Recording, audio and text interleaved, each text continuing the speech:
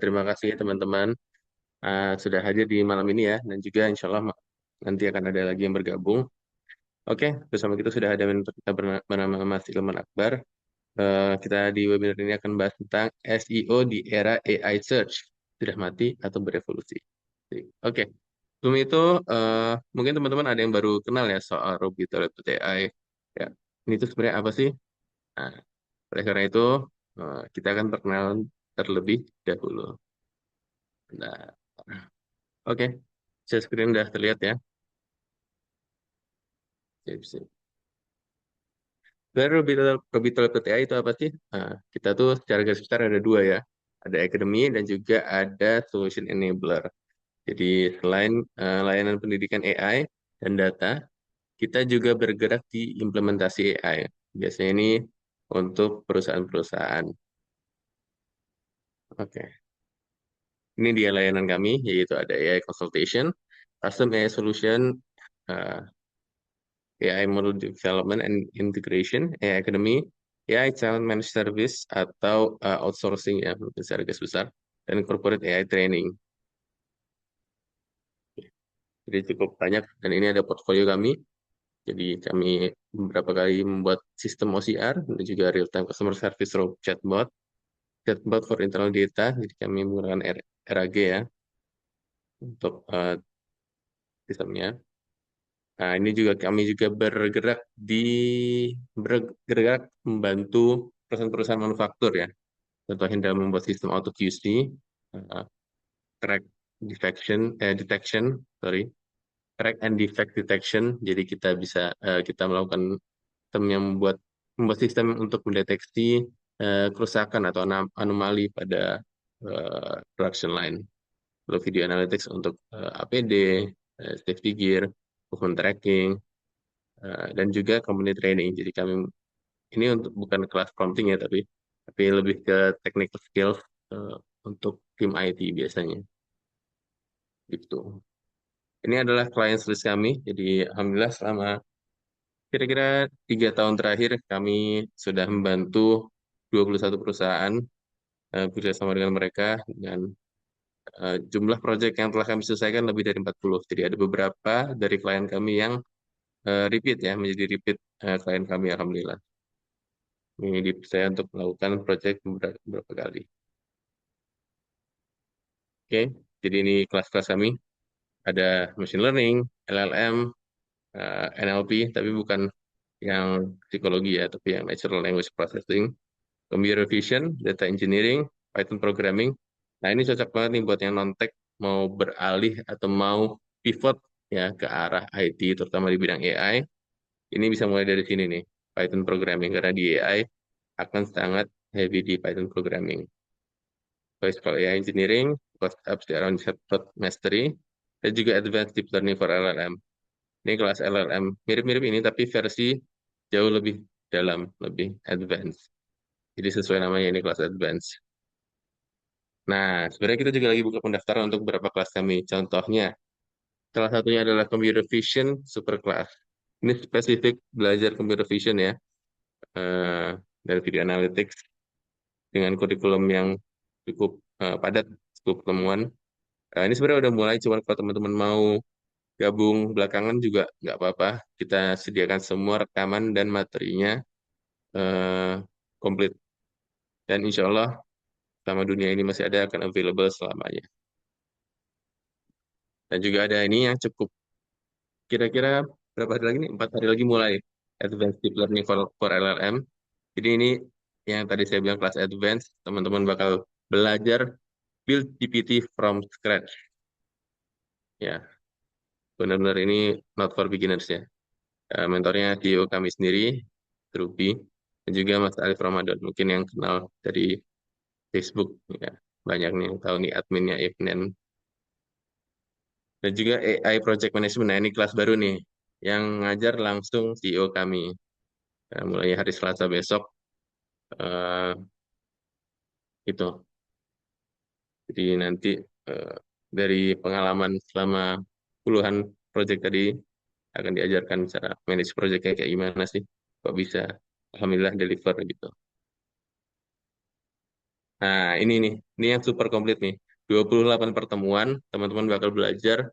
Tapi ini khusus yang udah punya basic Python ya. Belajar dari basic machine learning, NLP, computer vision, large language model. Nah, ini dari dasar, bukan yang kelas advance. Dan juga strategi untuk deploy ke production. Nah, bedanya eh, semua kelas bootcamp pasti bisa ngasih sertifikat. Tapi di Ruby Talib agak ketat ya untuk bisa dapat sertifikat, yaitu harus mengerjakan portfolio project. Jadi kalau udah selesai mengerjakan project ini, baru bisa dapat sertifikat. Jadi sertifikatnya ini not for everyone, benar-benar yang buat yang niat belajar aja. Jadi selain itu sebenarnya kita juga ada online course ya. Teman-teman kalau yang mau mulai dari yang pre-recorded kelas dulu juga bisa. Bisa kunjungi website kami, academy.rubytalib.ai. Itu ada kelas-kelas yang pre-recorded dan insya Allah kami akan terus produksi kelas-kelas yang lebih mudah lah untuk bisa dimulai. Ada yang gratis juga bisa diakses. Dan untuk yang course harganya mulai dari 99.000 saja. Begitu.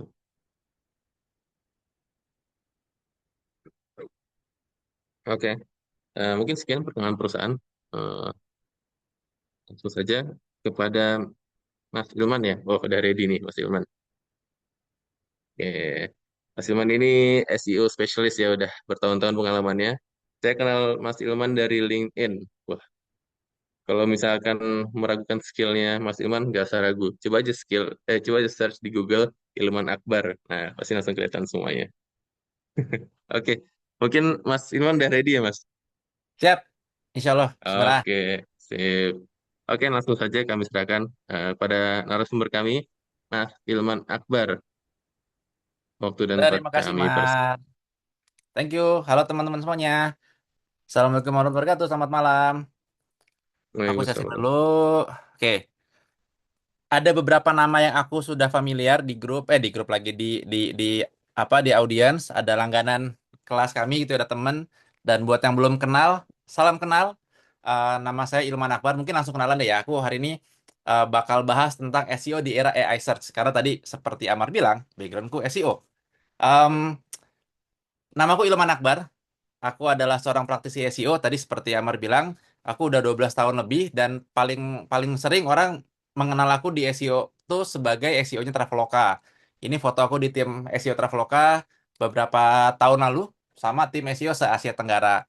Aku juga kerja di beberapa startup seperti Glean dan Fast Houses sebelum akhirnya bikin bisnis sendiri di bidang SEO. Aku bikin namanya Daily SEO ID.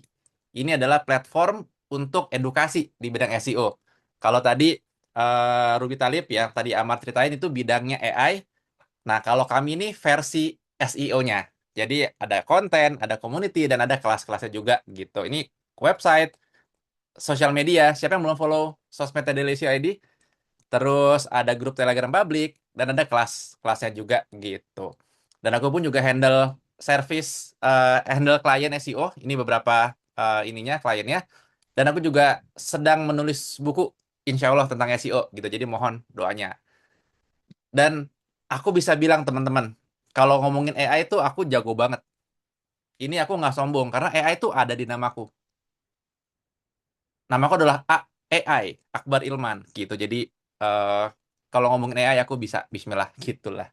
Ya, jokes saya dimulai. Teman-teman, BTW aku bakal sering minta teman-teman buat ngobrol lewat chat biar seru gitu ya, biar saya nggak ngomong sendiri gitu ya. Aku pengen ngetes dong, teman-teman, kalau ngomongin SEO nih, kira-kira dari skala 1 sampai 10, teman-teman tuh kira-kira knowledge dan skillnya tuh di angka berapa? Aku pengen tahu aja. Teman-teman silakan menilai diri sendiri. 1 sampai 10, skor pengetahuan dan SEO-nya di angka berapa? Ini Aditya Connect LinkedIn silakan.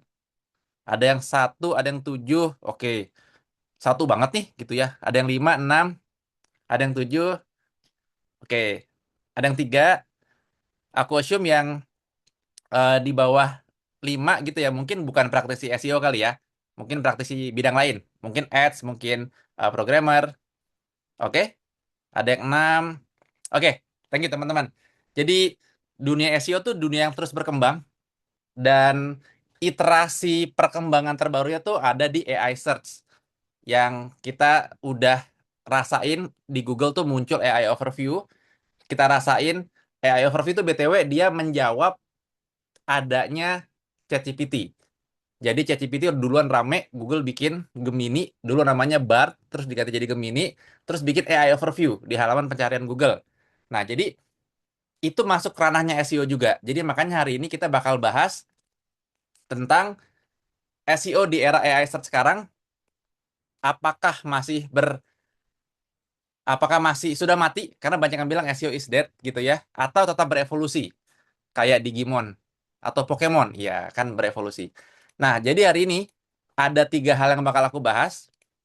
Jadi yang pertama, dengan adanya teknologi AI ini nih, apa sih yang berubah dan apa yang tidak berubah dibanding sebelumnya, dibanding SEO zaman sebelumnya gitu ya. Terus kedua, aku pengen nge-share apa yang aku pahami tentang AI dan cara kerjanya dan perbedaannya dengan search engine yang tradisional. Dan terakhir, biar teman-teman bisa pulang dengan ilmu yang praktikal, bismillah kita mudah-mudahan ya. Aku pengen nge-share beberapa tips-tips dasar SEO yang ngaruh, yang berdampak, yang membantu ke kemunculan kita di AI search. Namanya istilahnya tuh GEO, Generative Engine Optimization. Atau kalau aku sering nyebut itu AI SEO karena SEO tapi untuk AI gitu. Dan di akhir setiap bab ini nanti aku bakal buka sesi Q&A. Jadi teman-teman kalau mau tanya bisa langsung resen kali ya, Mar ya. Gitu. Atau kalau mau nulis di chat juga boleh walaupun mungkin akan ketumpuk tapi silakan. Gitu. Kita bahas di akhir setiap bab. Oke, sudah siap lanjut? Mungkin kalau siap lanjut boleh dong eh, ketik 4 deh. Satu Anies, dua Prabowo, tiga Ganjar. Ketik 4 deh. Jadi biar netral gitu ya. Oke, sip. 4 ya, 4 ya. Oke. Nah, sekarang bagian pertama. Apa sih hal-hal yang berubah dan yang tidak berubah dengan adanya AI? BTW ini aku pengen menyamakan definisi. Bro Amar sebagai yang bidangnya di AI tolong koreksi kalau ada yang kurang tepat gitu ya. Tapi ini hasil understanding aku. Bahwa saat kita ngomongin AI nih, saat sekarang kan lagi rame gitu kan. Nah, AI itu AI yang mana? Karena AI itu ada banyak. Kebetulan backgroundku komputer science, ilmu komputer, dan aku juga dulu pas kuliah pernah belajar sedikit-sedikit gitu, walaupun cuma kulit banget gitu, kulit ari gitu. Nah, yang saya tahu ada banyak jenis AI. Ada robotics, ada machine learning, ada NLP, tadi disebut sama Amar juga, ada fuzzy logic, bla bla bla segala macam. Nah, AI yang kita bahas itu ada di cabangnya machine learning. Machine learning tuh ada banyak juga sebenarnya. Ada deep learning, ada generative AI. Nah, LLM tuh ada di sini.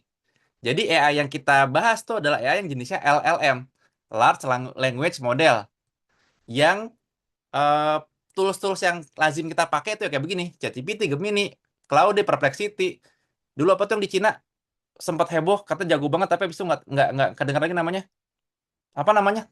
Tao Mingse, bukan ya? Yang di Cina adalah gitu. Oh iya, DeepSeek benar. Dan ada juga ringkasan AI Google gitu. Nah, bahasa teknisnya kan ini LLM AI gitu ya. Kalau bahasa pasarnya itu AI search. Aku bakal bakal banyak nyebut ini sebagai AI search. Ada juga AI tools, chatbot AI, AI assistant. Tapi sebenarnya di belakang layarnya namanya LLM, Large Language Model. Nah, kalau ngomongin AI gitu ya, kita pakai AI, kita manfaatin AI. Kata Wakil Presiden Gibran harus memanfaatkan AI gitu kan. Nah, jadi kita harus mempelajari AI gitu. Nah, jadi ada beberapa konteks kita pakai AI itu buat apa? Pertama, manfaatin AI buat produktivitas, biar kerja kita makin cepat, makin berkualitas, bantuin teman mikir, sebagai teman mikir. Jadi yang ilmu-ilmu kayak prompt engineering, automation, vibe coding itu manfaatin AI LLM untuk produktivitas. Ada juga yang mempelajari cara kerja AI di belakang layar, bikin sistem, bikin produk berbasis AI, dan yang kayak tadi tuh, tadi Amar bilang ada video apa tadi? Ya itulah hal-hal teknisnya gitu. Atau terakhir, mengusahakan agar bisnis atau web saya itu muncul saat dicari di AI search. Nah, menurut teman-teman, kita hari ini bahas yang mana? Satu, yang dua atau yang tiga. Nah ini baru nih, Anies, Prabowo, Ganjar. Ya kita milih yang mana? Kita milih yang mana? Kita belajar yang mana hari ini kira-kira menurut teman-teman? Kata Hafid tiga, kata Nisa tiga. Oke, ada yang ngerasa kita belajar yang satu dan dua nggak? Tenang aja, pemilih Prabowo nggak usah takut, pilih dua juga boleh kok. Pemilih Anies pilih satu juga boleh. Masih aja dibawa-bawa. Yang tiga ya, sepakat ya, bahwa konteks AI yang kita bahas di sini adalah biar kita kalau punya brand, punya bisnis, punya website, itu bisa masuk, bisa muncul, bisa disebut sama AI pas ditanyakan, gitu. Oke, konteksnya sama ya, kita nomor tiga semua. Nah, sekarang apa aja yang berubah dan apa aja yang tidak berubah? Yang perubahan pertama, user sebagai user awam yang mencari informasi, sekarang punya opsi lebih banyak. Dulu katanya gara-gara sosial media, Google tuh mati. Berita tahun 2024, udah 2 tahun lalu. Gen Z udah nggak pakai Google lagi. Karena TikTok, Instagram itu lagi naik. Searching di sosial media, katanya SEO is dead. Nah, setahun kemudian, tahun lalu, sentimen serupa menyeruak. Selamat tinggal Google. Orang-orang pindah ke AI, ke ChatGPT. Kenapa gitu? Jadi katanya Google bakal mati. Karena udah pindah. Pindah ke sosmed, pindah ke ChatGPT. Teman-teman gimana? Teman-teman masih nge-search di search engine atau nge-search di sosmed atau nge-search di chat? Di chat di AI. Coba tulis di chat ya sambil sambil sambil jalan. Teman-teman nge-searchnya masih di Google atau udah geser ke sosmed atau geser ke AI atau tiga-tiganya? Coba tulis sambil jalan aku bakal ngeliatin. Nah, padahal faktanya, bukan faktanya. Jadi ini benar. User punya opsi mencari informasi lebih banyak. Kalau dulu cuma ada tempat namanya Google buat mencari, search engine namanya Google. Kalau sekarang dia bisa nyari di berbagai tempat. It's okay, gitu.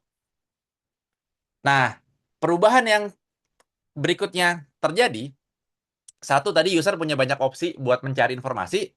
Yang kedua, sekarang buat teman-teman yang pemilik website, itu merasakan nih, sejak Google itu menampilkan ringkasan AI, itu traffic website sangat kena. Kenapa? Karena orang itu tidak perlu masuk ke website lagi buat mencari informasi. Kalau dulu orang nyari, aduh, saya cedera ACL nih. Siapa yang suka main padel? Hati-hati kalau suka main padel tapi jarang latihan beban. Nah, itu resiko cederanya tinggi. Nah, salah satu cedera yang lazim terjadi gara-gara permainan olahraga apa namanya sport yang kita mainkan tanpa mengenal badan kita itu ACL. Jadi itu ligamen di lutut itu putus. Nah, dulu nyari begitu tuh pasti masuk ke website kayak website Siloam, website Halodoc. Nah, begitu Google ngasih jawabannya langsung di atas hasil pencarian Google, orang nggak perlu lagi masuk ke websitenya Siloam, ke webnya Halodoc. Ngapain? Jawabannya udah ada di sini. Gitu. Walaupun ditampilkan nih sebagai sumber, tapi orang jarang yang ngeklik. Nah, itulah yang membuat traffic website itu turun. Hasil risetnya Ahrefs, salah satu tool SEO yang populer dipakai di dunia, itu traffic kliksnya itu bisa turun sampai sepertiga. Dan aku ngerasain sendiri nih, di salah satu di beberapa klien yang aku pegang, itu jumlah impressionsnya, jadi webnya tuh muncul di Google tuh masih oke, tapi kliknya tuh menurun. Ini observasi yang dirasakan di beberapa teman-teman pemilik website yang lain, praktisi SEO yang lain. Jadi traffic website turun gara-gara jawaban udah ada di atas Google gitu. Ini perubahan yang terjadi. Traffic turun. Nah, mungkin ada yang nanya, traffic turun larinya ke AI kali, AI yang ChatGPT gitu. Orang kalau nyari di AI kan bisa bisa dapat sumber juga, kan bisa diklik juga. Jawabannya tidak. User kalau udah nyari di ChatGPT dapat jawabannya sama kayak tadi nyari di Google, udah dapat jawabannya, kagak bakal diklik itu. Jadi kemunculan di AI itu tidak bikin traffic website naik. Ini risetnya Ahref yang lain itu ngasih ngasih lihat bahwa traffic masuk website kita yang berasal dari AI, ChatGPT, Gemini gitu-gitu ya, itu cuma 0,1% kontribusinya dibandingkan total traffic dari channel-channel yang lain. Google tetap masih paling gede. Search ini, search engine dari Google itu masih paling besar. Kalau untuk ngasih traffic. Jadi trafficnya hilang gara-gara AI overview, tapi trafficnya tidak digantikan oleh apapun. Jadi sekarang kita harus menikmati eranya di mana website itu bukan menjadi sumber primadona, sorry, era di mana website itu tidak diukur kesuksesannya dari jumlah traffic website. Ini yang kerja di media ketar-ketir nih. Wah, kalau trafficnya berkurang, iklan saya jadi sedikit yang lihat, revenue-nya jadi susah gitu. Itu situasi yang berubah sekarang. Perubahan lain, kalau di SEO itu kan pengennya ranking satu gitu kan. Nah, di era AI, ranking ini tidak lagi jadi penting nih kayaknya nih. Kalau kita nomor satu di Google, tapi atasnya ada AI overview, ya kagak kelihatan. Harus di-scroll dulu ke bawah biar kelihatan web kita, ya kan? Jadi udah nggak keren lagi nih masuk di ranking satu, karena udah ada AI overview di atasnya. Terus kalaupun masuk di AI overview, misalkan nomor satu deh gitu, itu bahkan user nggak ngeklik, dikit user nggak ngeklik. Dan hasilnya itu tidak tetap. Jadi sekarang muncul di AI overview, 2-3 bulan lagi bisa jadi udah nggak ada. Jadi sangat-sangat volatile, sangat-sangat berubah. Jadi ranking satu di AI result, AI overview itu tidak bisa tidak bisa dijadikan tujuan lagi. Terus kalau di AI tools, ChatGPT segala macam Gemini, itu kalau kita nanya dan nanya lagi di kesempatan berbeda dengan pertanyaan atau prompt yang sama, itu jawabannya bisa beda juga. Jadi kita nggak bisa nih bilang, saya pengen mengoptimasi biar ranking satu di AI. Itu tidak relevan. Habis ini aku kasih tahu cara kerja LLM AI. Jadi ya, teman-teman akan tahu kenapa ranking di AI itu tidak relevan gitu. Nah, jadi sebenarnya yang penting tuh bukan rankingnya sih, tapi kita tuh harus ranking hanya di keyword-keywords yang paling relevan dan berdampak ke bisnis. Misalkan kayak teman-teman bisnisnya misal kayak di Ruby Talib deh gitu ya. Bisnisnya kan jasa konsultasi AI misal gitu ya. Nah, itu lebih penting si rubytalib.ai ini tuh ngeranking di Google dan muncul di AI saat orang mencari tentang jasa implementasi AI dibandingkan di keywords-keywords yang sifatnya itu cuma orang pengen tahu apa sih LLM AI, bagaimana cara bikin prompt. Nah, keyword-keywords yang sifatnya kayak tadi tuh cara, informasi itu yang akan memunculkan hasil AI gitu. Jadi ranking di situ tuh tidak menjadi yang paling berdampak lagi buat bisnis gitu. Perubahan berikutnya, yang kelima, itu kalau tadi rankingnya tidak berubah, rankingnya sudah jadi tidak penting lagi, tanda kutip tidak penting lagi. Nah, sekarang traffic itu juga bukan jadi matriks yang paling utama lagi. Jadi nggak bisa kita traffic biar keren, atau traffic biar yang penting banyak aja. Karena di kantor-kantor itu tuh masih banyak yang masih ada aja lah, mungkin udah berkurang lah ya. Masih ada aja yang oke goalnya traffic. Biar apa ya? Pokoknya pengen naikin traffic kata bosnya. Padahal yang penting kan pembeli ya, gitu. Jadi traffic banyak, yang beli dikit itu kayak rojali, rombongan jarang beli. Masuk mall, lihat-lihat doang, trafficnya rame, tapi nggak ada pembelian, gitu. Yang penting rame atau rame yang datang apa rame yang beli? Rame yang beli dong, harusnya gitu kan. Nah ini contoh beberapa website yang ini data hingga November 2024, website yang menghalalkan segala cara untuk mendapatkan traffic. Ini bahkan sebelum era AI rame, dia sudah anjlok trafficnya gara-gara mereka menghalalkan segala cara untuk dapetin traffic dari Google. Sehingga Google-nya nggak suka. Wah, ini perusahaan-perusahaan, ini website perusahaan, BTW. Ini perusahaan-perusahaan kok bikin konten palu gada. Bidangnya properti, tapi dia bikin konten tentang gambar kartun muslimah, misalkan. Itu dulu dapat traffic banyak, tapi Google nggak suka dan terkena update algoritma. Trafficnya pada anjlok lah, gitu.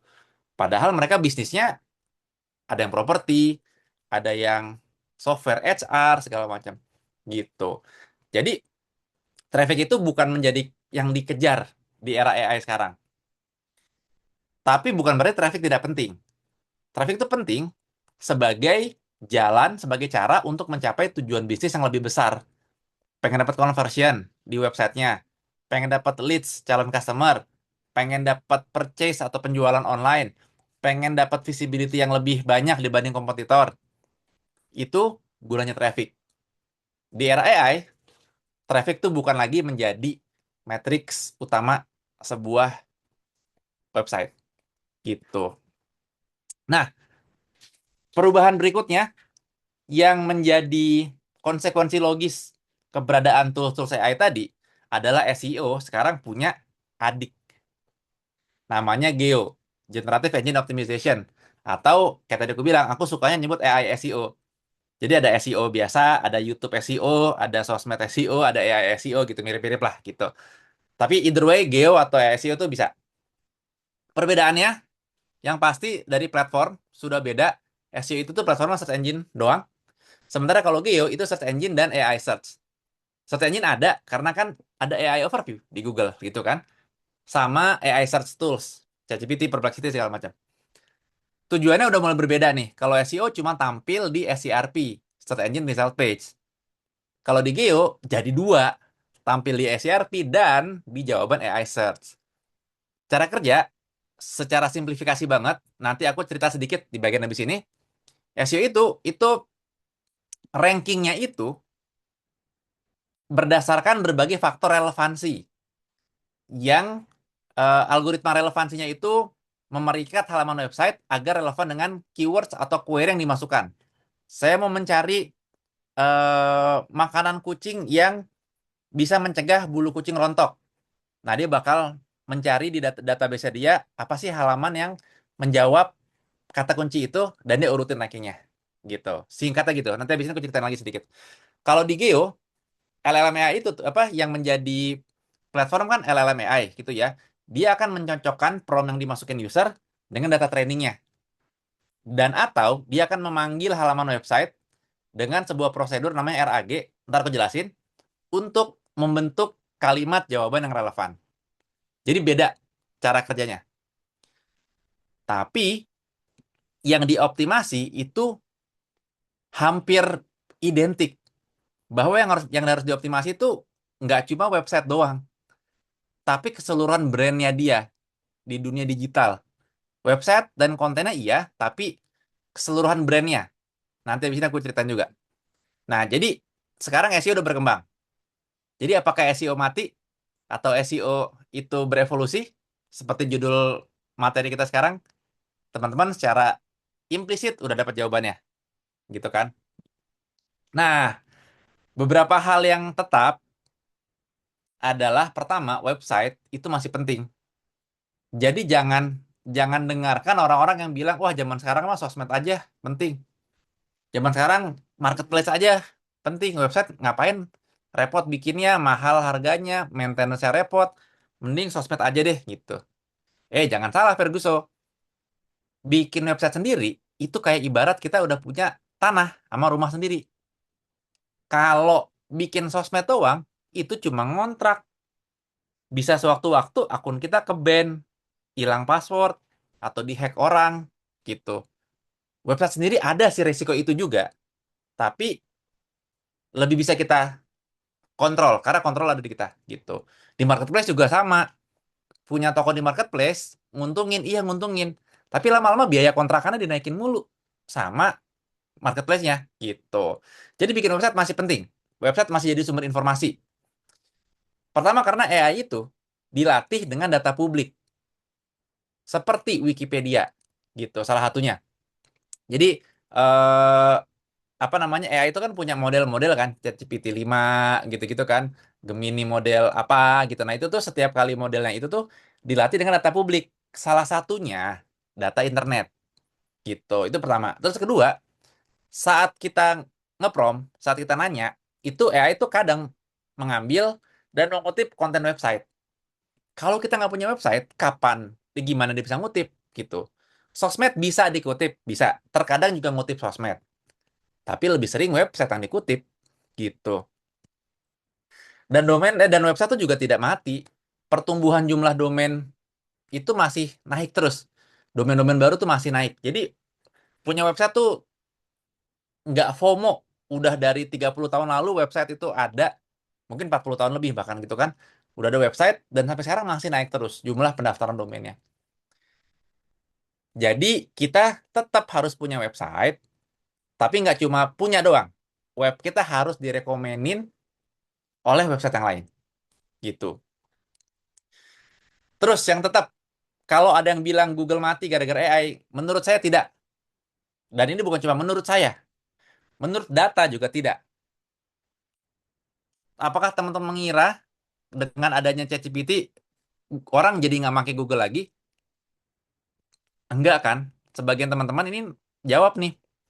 Tadi searchingnya masih di Google gitu kan. Nah, ternyata data juga menunjukkan hal demikian. Ini data tahun lalu, survei lah, survei kuantitatif ke 1.000-an orang. Pertanyaannya simpel. Apakah kita make search engine lebih sedikit gara-gara AI? Ternyata, ini berapa nih? 49, 11, separohnya sama kira-kira. Separohnya sama. 30% lebih banyak make AI. 20% lebih sedikit. Jadi kira-kira 50 tambah 30%, 80% tuh masih pakai AI, masih pakai Google Search Engine itu kurang lebih sama dan lebih banyak. Jadi Search Engine tidak mati oleh AI. AI tidak menggantikan Search Engine. AI itu menambah opsi user dalam mencari informasi. Balik ke perubahan yang pertama tadi. Tapi kalau ditanya Google mati nggak? Nggak. Data lain juga sama dari Semrush tahun lalu. Dia ngeriset nih ya, sebelum ada ChatGPT, orang tuh nyari di Google kira-kira 10,5 sesi per minggu. ChatGPT masih nol karena belum ada. Tapi setelah ChatGPT ada dan rame, yang makin Google juga makin meningkat dari 10,5 ke 12,6 sesi per minggu. ChatGPT naik dari nol, sebelumnya nggak ada sama sekali, memang belum ada ChatGPT-nya, menjadi 5. Terus kalau dibikin sebuah chart, ini data dari SparkToro, dari Datos juga, itu jumlah pencarian yang terjadi di Google itu masih paling banyak sedunia. ChatGPT cuma seupil, cuma nggak nyampe 0,5%. Google masih paling banyak. Jadi Google belum mati. Bismillah ya guys. Saya nyari duit dari Google juga. Jadi kalau Google mati, ya rezeki mah dari mana sih ada ya. Tapi ya insya Allah Google tidak tidak mati segampang itulah gitu. Bismillah. Nah, hal yang tetap berikutnya adalah kita kalau mau ngapa-ngapain itu jangan fokus ke algoritmanya. Harus fokus ke manusianya dulu, bukan ke mesinnya. Dan ini menjadi sesuatu yang masih tetap tidak berubah walaupun ada mainan baru namanya AI search ini. Kalau Google tuh punya misi nih, Google ya. Misinya adalah untuk mengorganisir informasi di dunia dan membuatnya bisa gampang diakses dan berguna. Versi bergunanya Google adalah dengan memberikan jawaban di hasil pencariannya yang relevan dengan apa yang dicari oleh user gitu. Terus eh aku tahun lalu datang ke eventnya Google di Thailand dan dia mengiterasi mission statement Google utama itu di era AI ini adalah dia pengen bikin orang tuh nggak perlu repot nyari informasi, ingin mempermudah manusia gitu. Keberadaan teknologi itu bukan buat dicari celahnya, bukan buat diakal-akalin biar bisa mencapai tujuan bisnis yang kita mau gitu, tapi harus buat memenuhi kebutuhan manusia akan informasi gitu. Jadi bahkan saya iseng itu ya, apa sih tujuan LLM AI gitu, aku nanya ke ke Google gitu kan. Tujuannya untuk memahami dan menghasilkan bahasa manusia biar biar bisa ngobrol sama manusia gitu. Terus aku nanya ChatGPT, apa sih sebetulnya tujuan ditemukannya LLM seperti Anda? Pertanyaan eksistensial krisis nih kalau ditanya ke orang. Jadi manusia tuh kenapa sih dilahirkan gitu kan? Abis mati apa yang terjadi gitu kan? Eksistensial krisis kan. Nah, ini saya tanya kayak ini.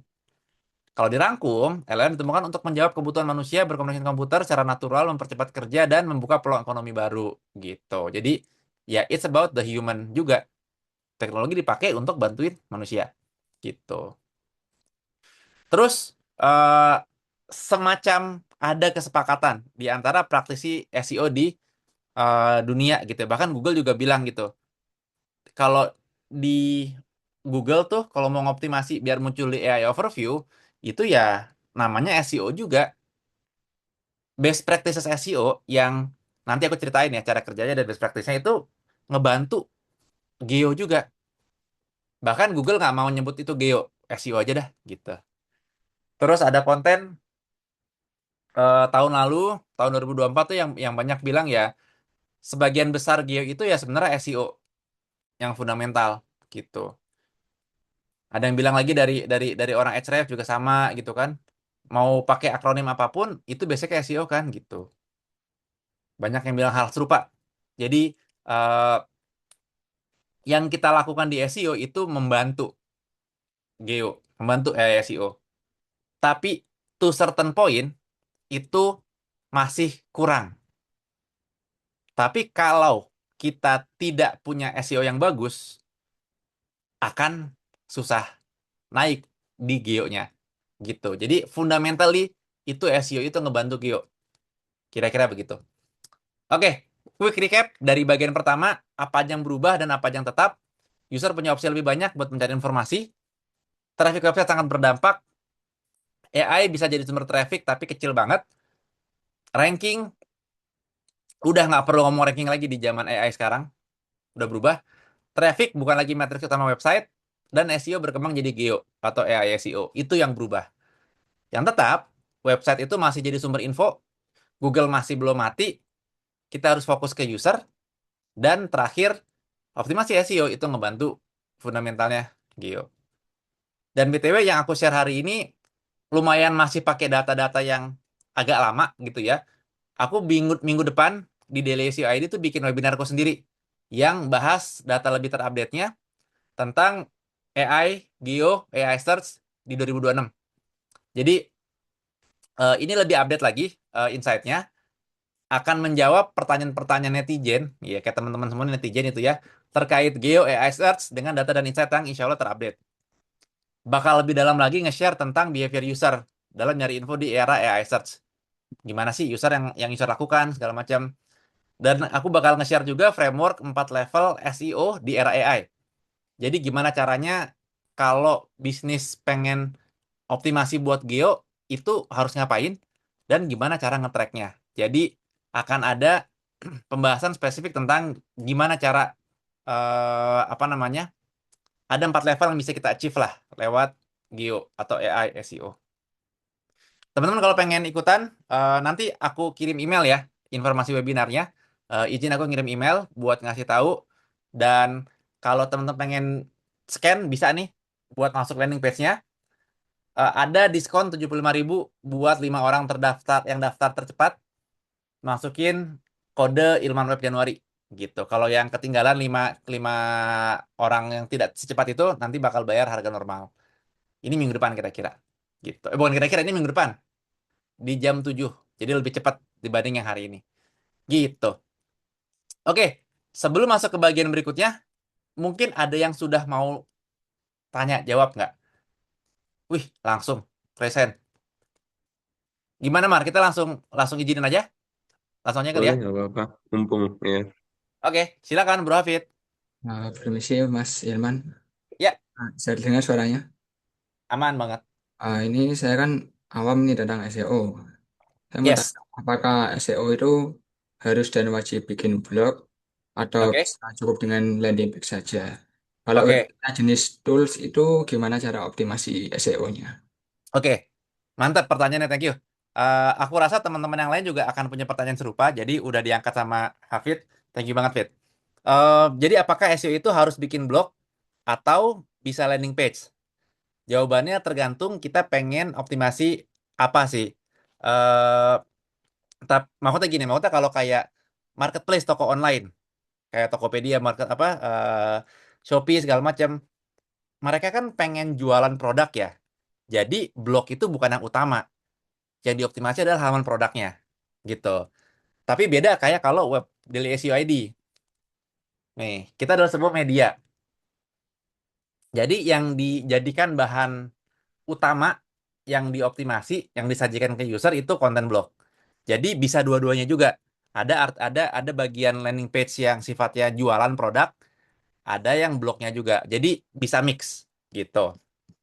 Tapi mana yang lebih banyak tergantung tujuannya. Jadi bisa dua-duanya. Terus pertanyaan kedua tentang tools tadi apa? Gimana cara manfaatin tools gitu ya? Kan, kalau misalkan bikin website yang jenisnya tools, Oh, oke. itu cara optimasi SEO-nya bagaimana? Oke, jadi bikin SaaS gitu ya, bikin software as a service gitu ya. Ya, seperti itu.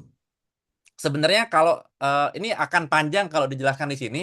Aku tuh punya eh, kelas fundamental SEO. Jadi bisa teman-teman belajar fundamental di situ, nanti bisa diadaptasi dengan tema website apapun.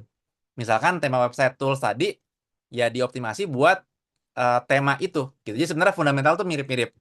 Nah, kalau misalkan spesifik buat tools bisa ngeliat misalkan tools yang paling terkenal kan Ahref ya kalau buat aku gitu ya.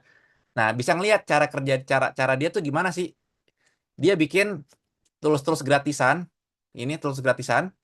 Dia bikin artikel juga dan itu yang mendatangkan traffic dan pembeli dari SEO. Nah, ini contohnya aku kasih contoh aja tapi secara konsep di belakang layarnya harus paham dulu fundamental SEO. Gitu. Nanti habis ini aku share sedikit konsep tentang SEO tuh kayak gimana sih habis ini sebagai intro ke materi fundamental SEO yang lebih dalam nantinya. Gitu Fit, buat di awal segini dulu kali ya, biar nggak kepanjangan. Terima kasih, Mas. Sip, sama-sama. Oke, ada lagi guys. Kita biar nggak di akhir doang. Leonita, silakan. Monggo, open cam. Open cam, open mic, sorry.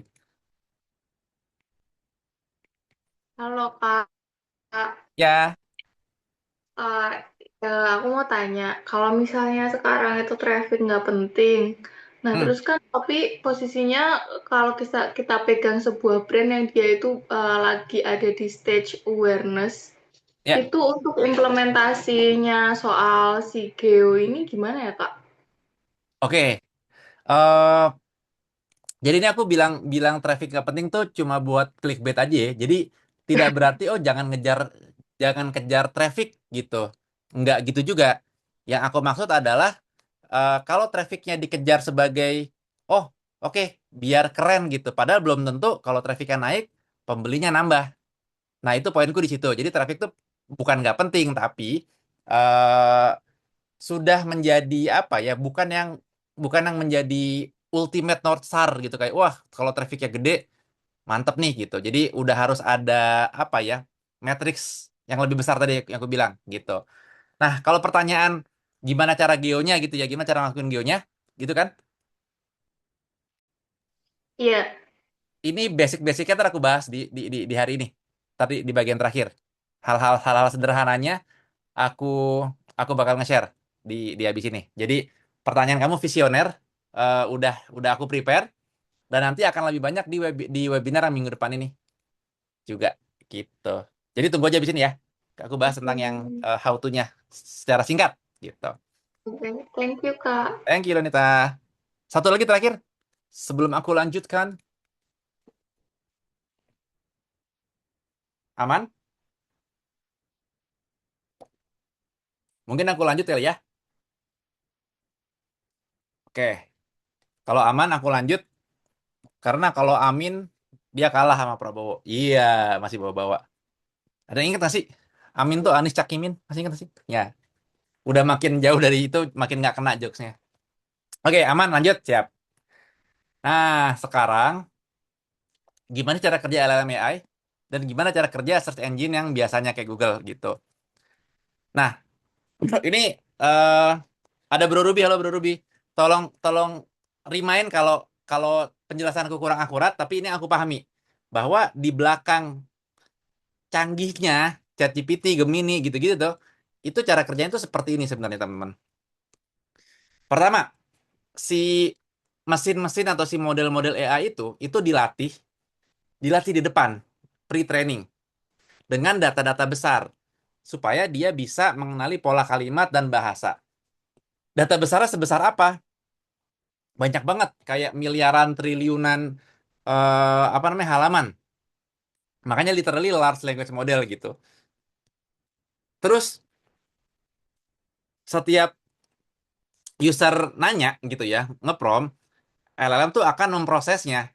Dia akan prosesnya detail, panjang banget. Ini bahasa mesin yang bahkan Bapak bahasa teknis banget yang bahkan aku juga orang orang IT tapi juga nggak ngerti-ngerti amat gitu. Tapi intinya dia ngeproses melihat pola yang tadi sudah dia miliki dengan prompt yang dimasukin. Ntar aku kasih contoh, aku jelasin jadi belibet, maaf. Nah, jadi habis user nanya prompt, beberapa beberapa AI itu kalau dibutuhkan itu bisa mengambil sumber dari sumber luar yang kita sekarang eh menyebutnya tuh kutipan atau citation. Nah, jadi informasi yang dari luar tadi, yang dia hasil nyari di internet tadi, itu digabungkan ke dalam konteks modelnya. Yang nomor satu nih, dia udah dapat eh, apa namanya hubungan antar kalimat gitu. Nah, jadi yang dikeluarkan itu adalah kalimat dan bahasa yang dia dapatkan dari training ini di nomor satu, ditambah dengan informasi eksternal yang ada di nomor tiga. Jadi sebetulnya LLM-AI itu adalah mesin prediksi atau penebak atau menebak kata.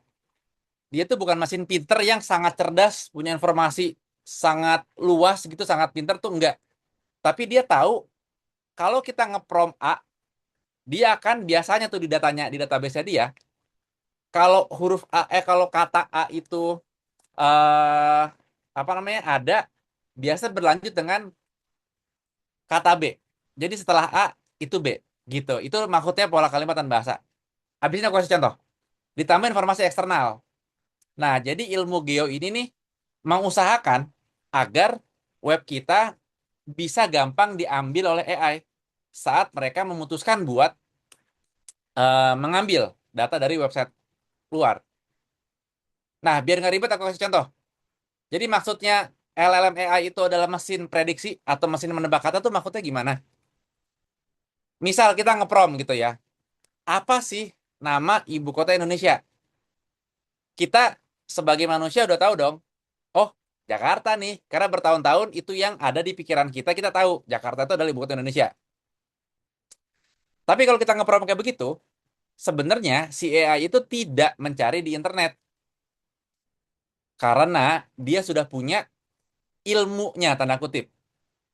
Dia itu sudah dilatih, udah tahu bahwa kalau ada kalimat yang mengandung kata ibu kota, mengandung kata Indonesia, itu sambungannya Jakarta. Jadi hubungan antar katanya tuh begitu.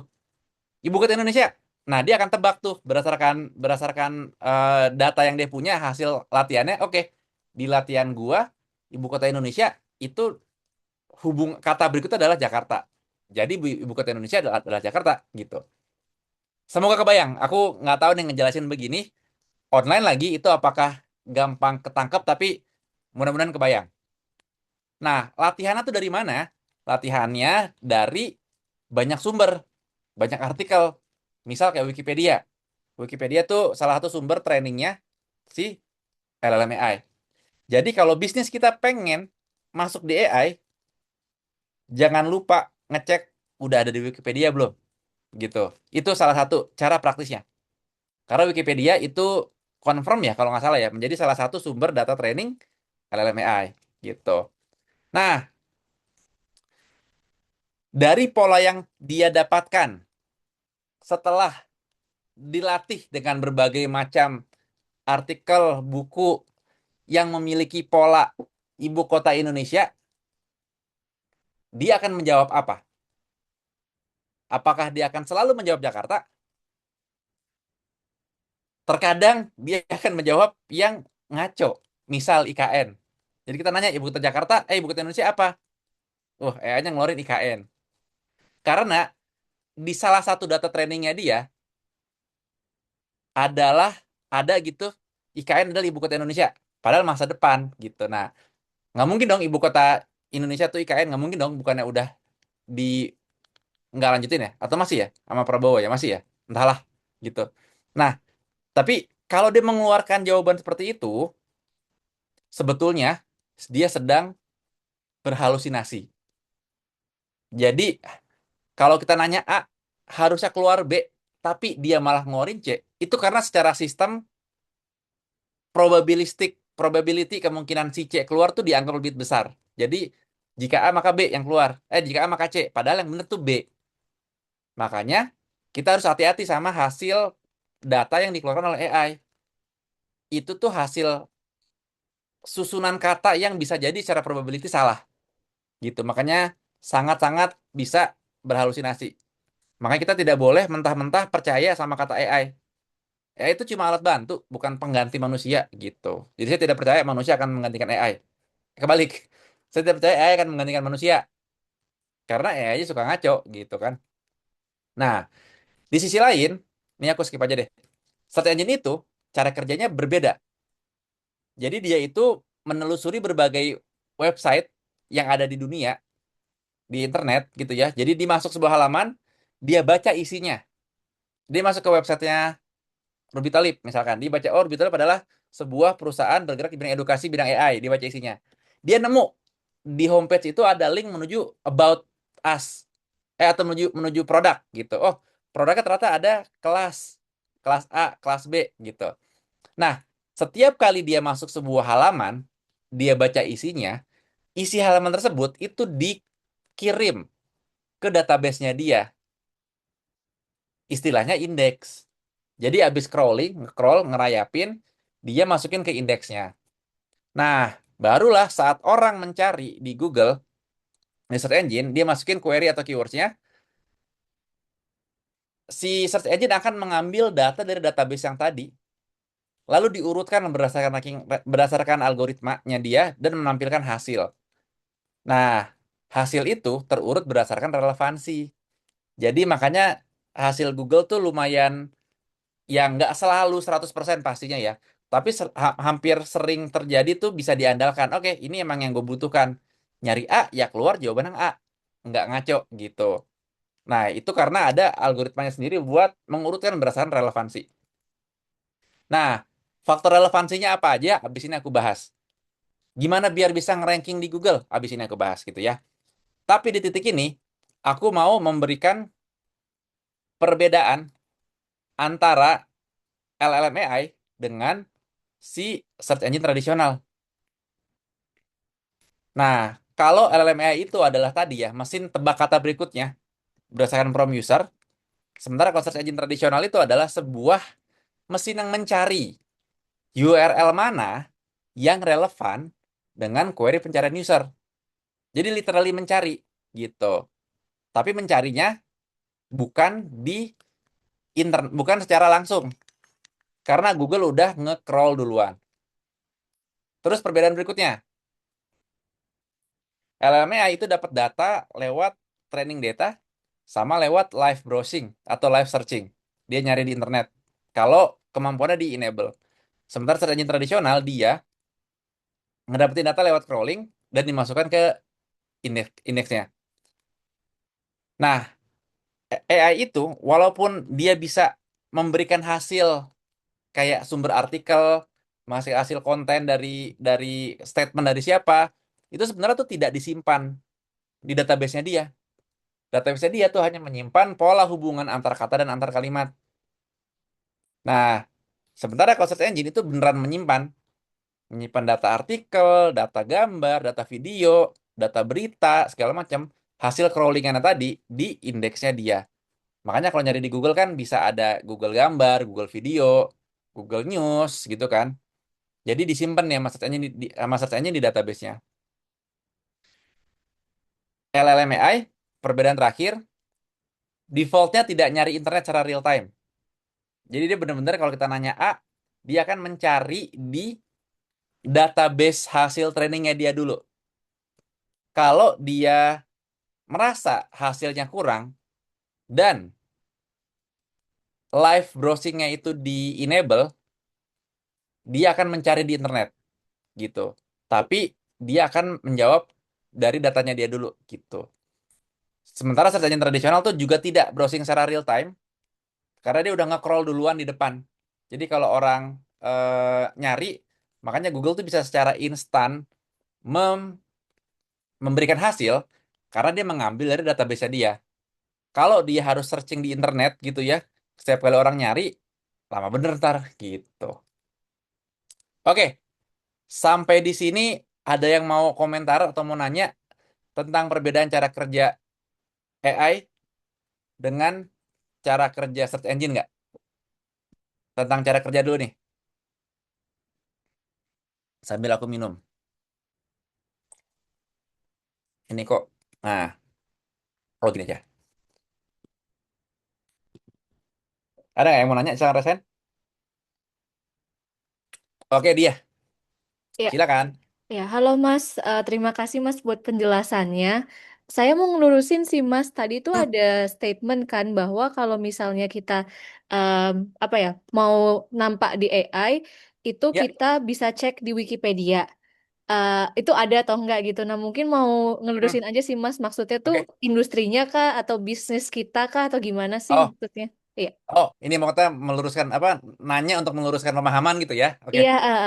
Aku udah agak deg-degan tuh, jangan-jangan aku salah lagi gitu Oh kan. enggak Ya, bukan Mas. nggak Sorry apa-apa, nggak sorry. apa-apa, nggak apa-apa. Tapi, nah, yang kamu tanya ini, eh jadi misalkan gini, misalkan kita ingin bisnis kita saat dicari di, sorry gini, ini aku ulang ya, aku ulang ya.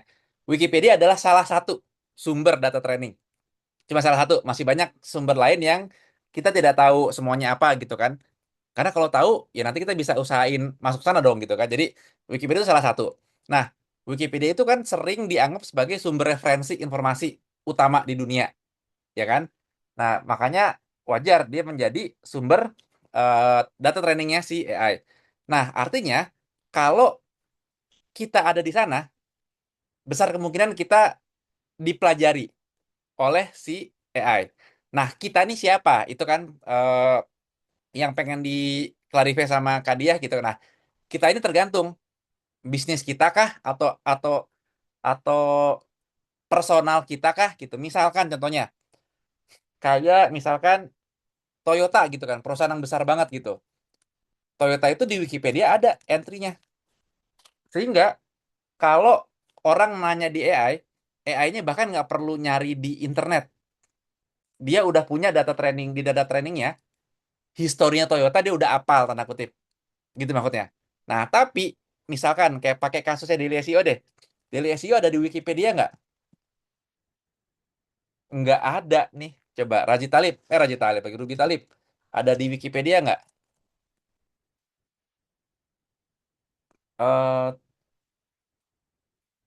tidak.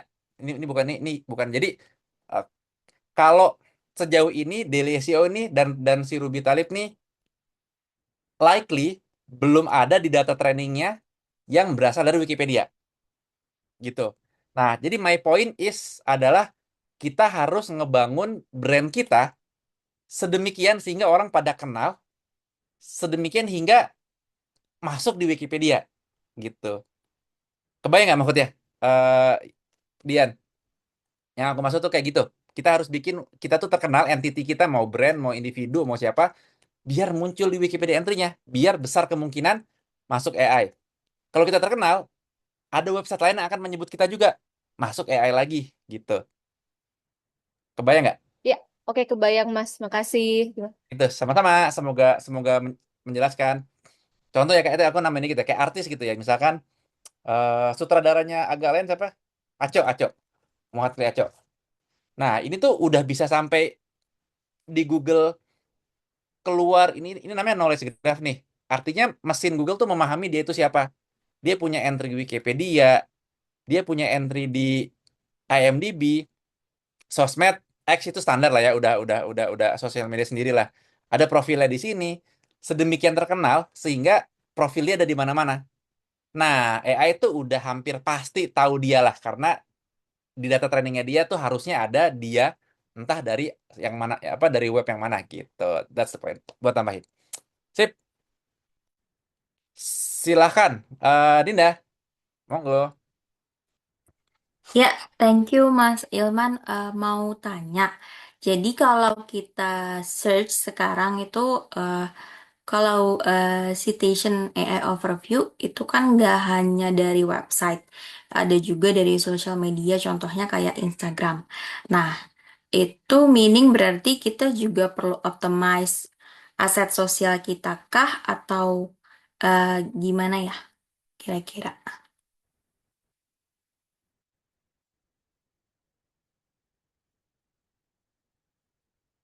Itu sih pertanyaan aku. Sorry, aku masih ke mute. Oke, Iya, eh, boleh. thank you Dinda. Jadi Ya, ini thank- berarti kita sebenarnya nih ya, suka tidak suka itu harus mengoptimasi beyond website. Jadi jawabannya benar. Artinya apa yang diomongin di sosial media kita sendiri, di sosmed kita sendiri, diomongin di sosmed orang, diomongin di website kita sendiri, diomongin di website orang, itu harus tidak boleh berkontradiksi. Jadi harus align gitu. Jadi kayak misalkan ya, Ilman tuh ganteng apa enggak sih? Nah, kalau semua orang di internet, di sosmed, di website, di video YouTube, di video TikTok, itu ngomongin Ilman itu ganteng, berarti muncul sebuah konsensus bahwa Ilman tuh beneran ganteng. Yang ngomongin tuh bukan cuma satu dua orang, ada banyak. Nah, kalau kita nyari di AI, mau AI sendiri, mau AI Google gitu ya, ChatGPT, AI overview, siapa, apakah Ilman ganteng?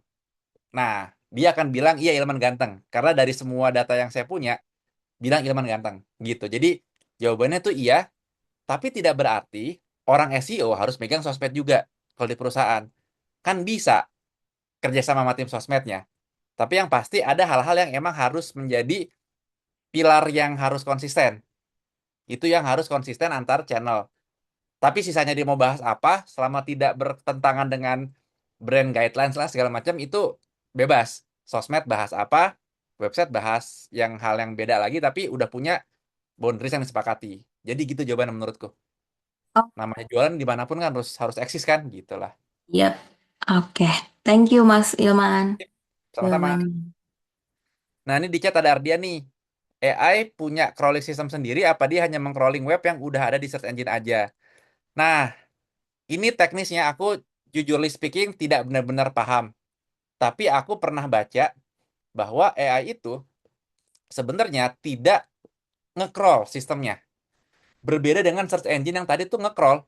Nge-crawl tuh artinya dia tuh beneran eh, apa namanya membuka website kita dan mencoba masuk ke halaman-halaman yang ada di web kita itu sama kayak manusia membuka website-website. Itu arti crawling. Nah, sementara si si siapa sih AI ini, apakah namanya crawling juga? Itu yang kalau aku baca sih bentuknya bukan teknisnya tuh bukan nge-crawl. Dia punya bot, punya mesin juga sama kayak search engine crawler tuh juga juga bot, mesin, robot ya. Tapi masuk ke website-nya dengan cara yang berbeda gitu. Nah, bedanya di mana? Aku tidak terlalu yakin, tapi kabarnya CMIIW ya teman-teman yang tahu, OpenAI itu kabarnya dia menggunakan API-nya Bing. Konon ya kan si ChatGPT itu di-invest sama Microsoft. Microsoft yang punya Bing. Jadi dia tuh pas orang nanya, pas nanya di prompt gitu ya, dia akan searching. Searchingnya di API-nya atau di sistemnya Bing. Jadi dia nge-searching dan dia akan mengambil website yang ada di hasil pencarian Bing tadi sebagai yang tadi ini, sebagai yang nomor 3 gitu. Jadi cara ngambilnya kayak begitu konon katanya gitu. Bahkan konon katanya juga ternyata si ChatGPT itu ngambil dari database Google loh. Ada yang bikin eksperimen, bikin sebuah halaman isinya tuh random, kalimat-kalimat yang benar-benar random gitu ya, ngasal, dia ngeblok search engine Bing. Jadi cuma Google yang bisa buka. Nah, halaman itu tuh udah bisa diindeks Google, terus dia nanya di ChatGPT dengan pertanyaan apa sih si frase blak gitu, misalkan frase blak gitu ya. Dan di artikel tentang blak itu cuma ada di Google doang. Nah, ternyata dia ngambil di Google. Jadi basically setahu aku cara ngambil datanya bukan crawling kayak search engine. Gitu. Tapi dia mengambil Tapi dia memanggil nge-searching API search engine untuk mendapatkan informasi yang relevan dengan si pertanyaan prompt user gitu. Makanya pas kita nanya nih ya, ChatGPT deh, dia itu kan apa saja tempat belajar AI di Indonesia. Dia kan, mana dia? Dia masih loading. Nah, apa saja tempat belajar AI di Indonesia? Harusnya dia akan searching nih. Nah, cepet amat loadingnya belum sempat keluar. Nah, itu yang konon dia gunakan untuk nge-search di Bing. Gitu. Gitu. Semoga terjawab ya, Adrian. Aman? Aku lanjutin kali ya. Udah masuk bagian terakhir. Sebelum kita tanya jawab biar puas di akhir. Nah, jadi bentar. Oke. Jadi, karena tadi aku udah bilang bahwa SEO itu SEO yang bener ya, gitu ya. Bukan SEO yang memanipulasi search engine ya. SEO yang fundamentalnya bener itu ngebantu sebagai fondasinya Geo. Mungkin ngerjain SEO aja mungkin kurang, mungkin ya. Tapi kalau SEO-nya nggak dikerjain, itu akan sulit naik di AI. Nah, makanya aku mau nge-share beberapa tips dasar SEO. Tapi sebelum ke sana, aku mau nge-share dulu fondasi SEO itu tuh sebenarnya apa sih gitu. Jadi tadi kita udah belajar cara kerja search engine. Nah, sekarang gimana mengoptimasi biar search engine mau nge-rankingin web kita dengan seperti yang kita mau, di keyword-keyword yang kita mau.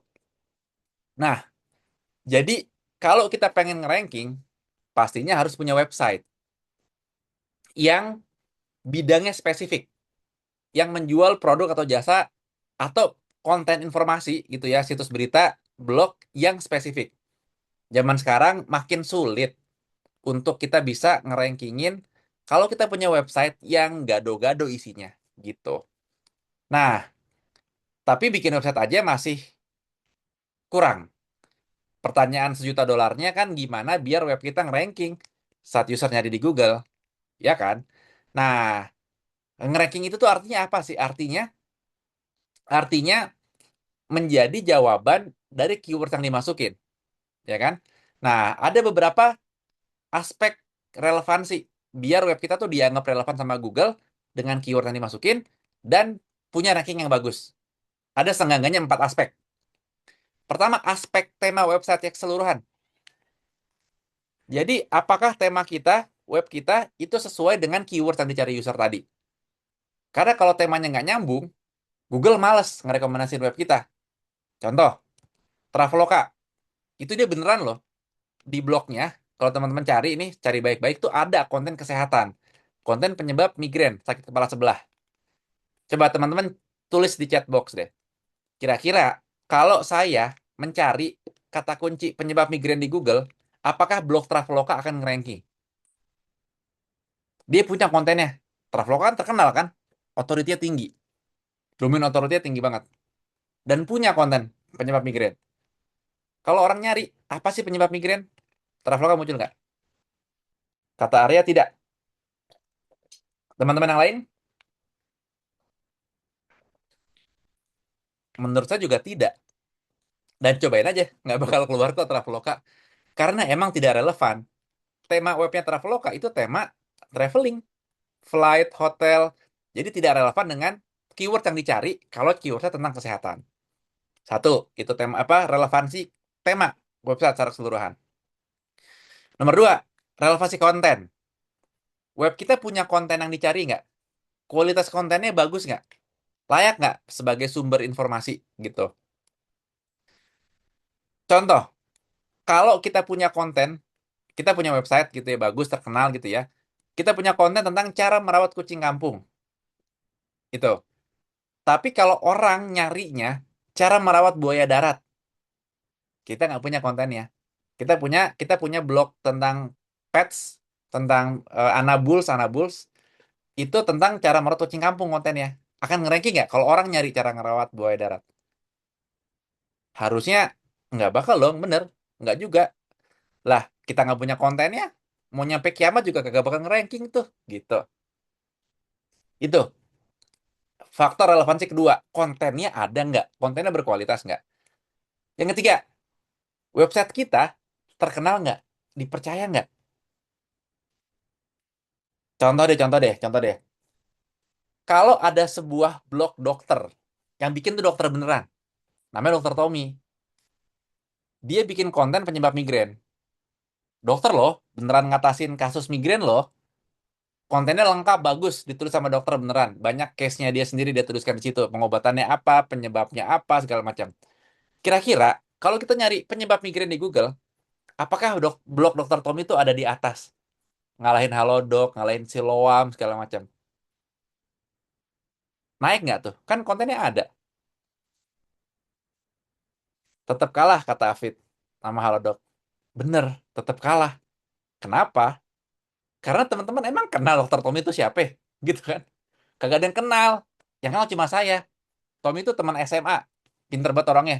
Masuk FKUI jadi dokter dia gitu. Yang kenal cuma saya gitu. Teman-teman SMA yang lain, teman-teman kampusnya. Ya karena itulah dia tidak akan nge-ranking tinggi. Kalah terkenal gitu. Itu faktor ketiga. Faktor keempat. Konten kita gampang ditemuin nggak? Gampang diakses nggak? Apakah kita harus... Oke, langsung contoh kasus aja. Langsung contoh kasus deh. Jadi, katakanlah website Halodoc nih ya, kan jelas kesehatan, jelas terkenal gitu ya. Dan dia punya konten penyebab migrain. Tapi, letak kontennya itu belusuan. Harus klik berkali-kali di home. Oke, saya mau nyari konten penyebab migrain deh di home. Mana nih menu? Oke, sini. Apa namanya? Artikel, ada menu artikel, klik. Pas masuk menu artikel, di situ ada banyak menu lagi. Penyakit. Oke, penyakit klik 2. Penyakit eh kepala, penyakit pundak, penyakit lutut, penyakit kaki, kepala, pundak, lutut, kaki loh nyanyi. Jadi itu klik lagi gitu kan. Terus penyakit kepala ada banyak pilihannya. Pokoknya kliknya banyak deh gitu. Nah, konten kalau susah dicari itu berarti kan konten yang dianggap tidak penting. Ya nggak sih? Kalau itu penting buat user, akan muncul di depan, akan gampang ditemukan, nggak usah klik berkali-kali. Nah, dalam kasus begini, konten yang susah ditemukan, itu akan diturunkan derajat relevansinya sama Google juga. Lah, ngapain gue naikin rankingnya? Konten aja susah dicari kok, gitu. Nah, sehingga 4 faktor relevansi ini, itulah hal yang harus dioptimasi di SEO. Pertama, biar website kita temanya sesuai dengan yang dicari user, kita harus riset topik. Kita harus bikin konten-konten, sebelum bikin konten, kita harus riset topik-topik yang emang sejalan dengan tema kita. Kalau website kita tema properti, ya jangan bahas gambar kartun anak, segala macam. Terus, kalau kita pengen mengoptimasi relevansi di sisi konten, itu namanya optimasi on page atau optimasi konten. Biar web kita dikenal dipercaya user, itu optimasi off page.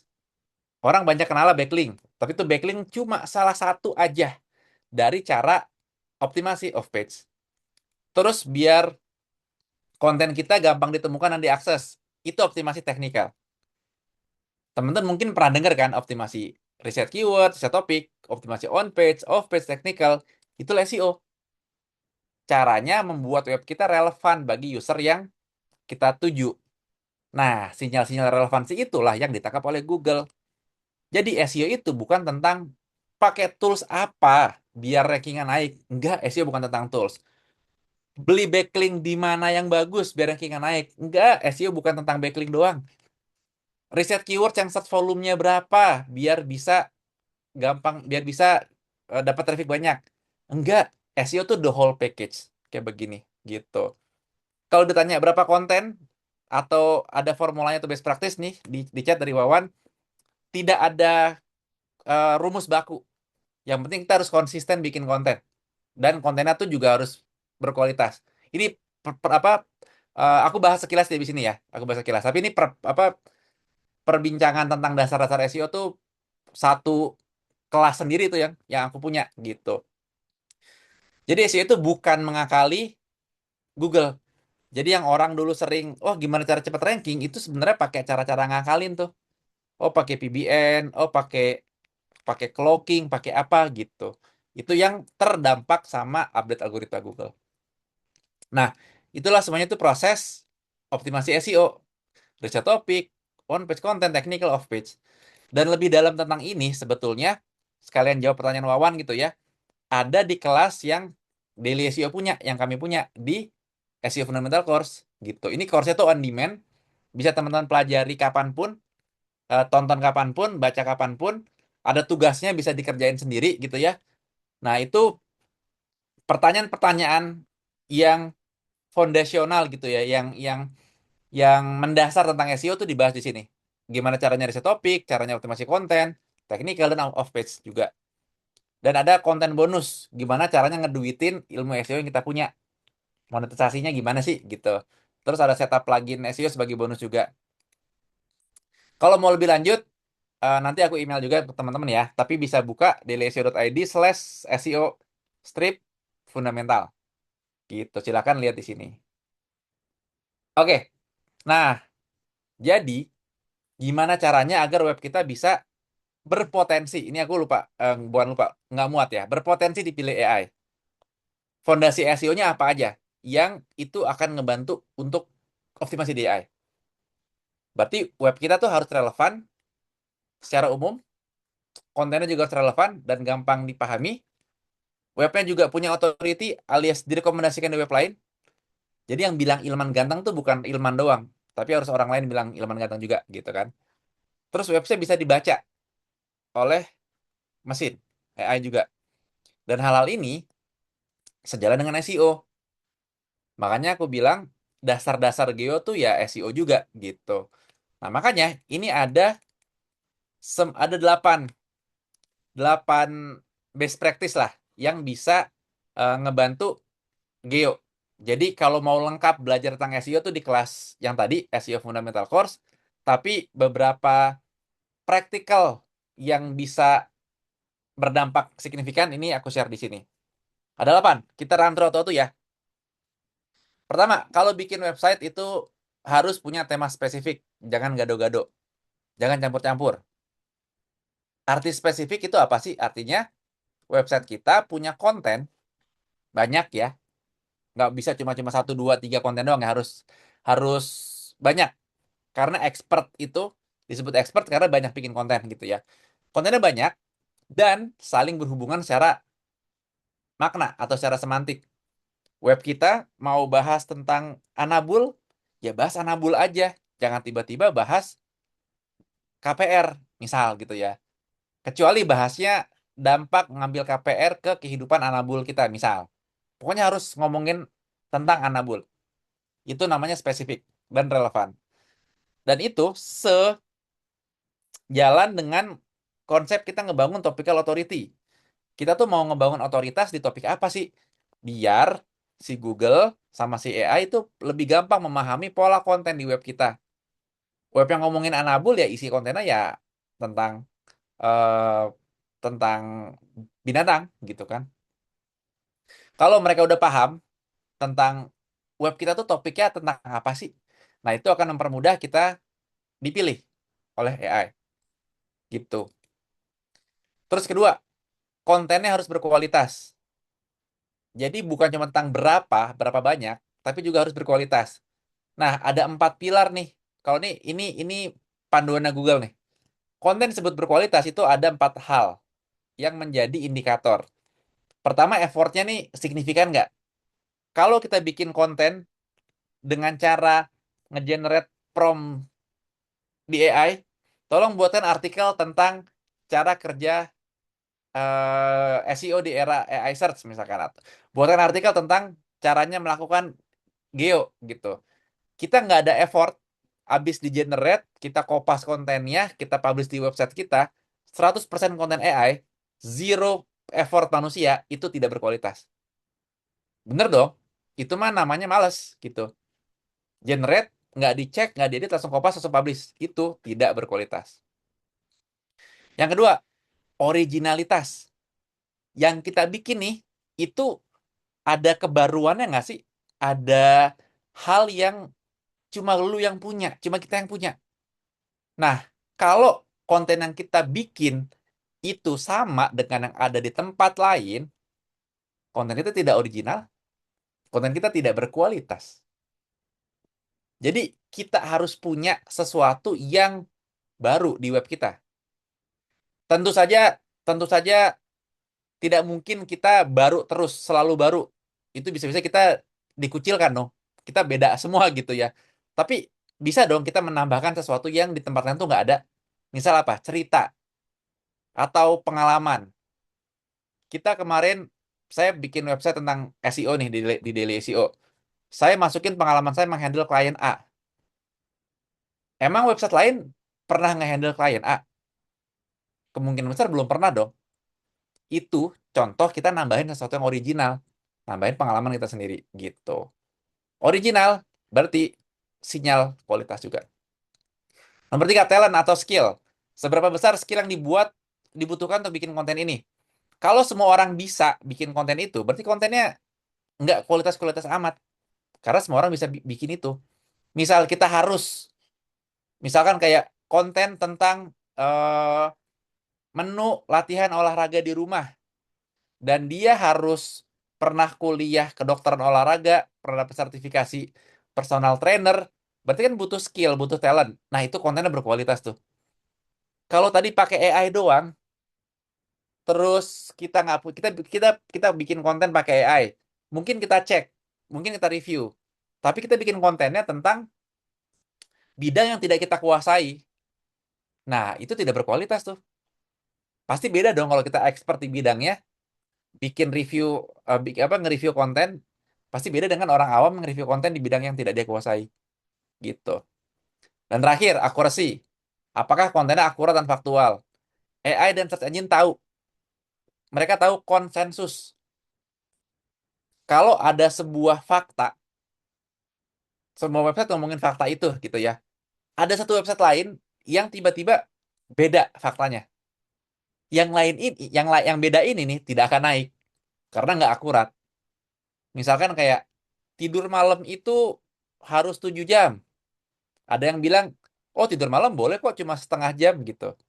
Contoh, ini contoh lah, contoh ekstrim lah. Nah, yang si setengah jam ini nih tidak akan naik karena dianggap tidak akurat karena menyalahi konsensus gitu. Jadi contoh gampang, contoh praktis, kalau pengen pengen membuat konten kita berkualitas harus punya effort, jangan males. AI bisa ngebantu mempermudah effort itu, tapi tetap harus ada effort kita.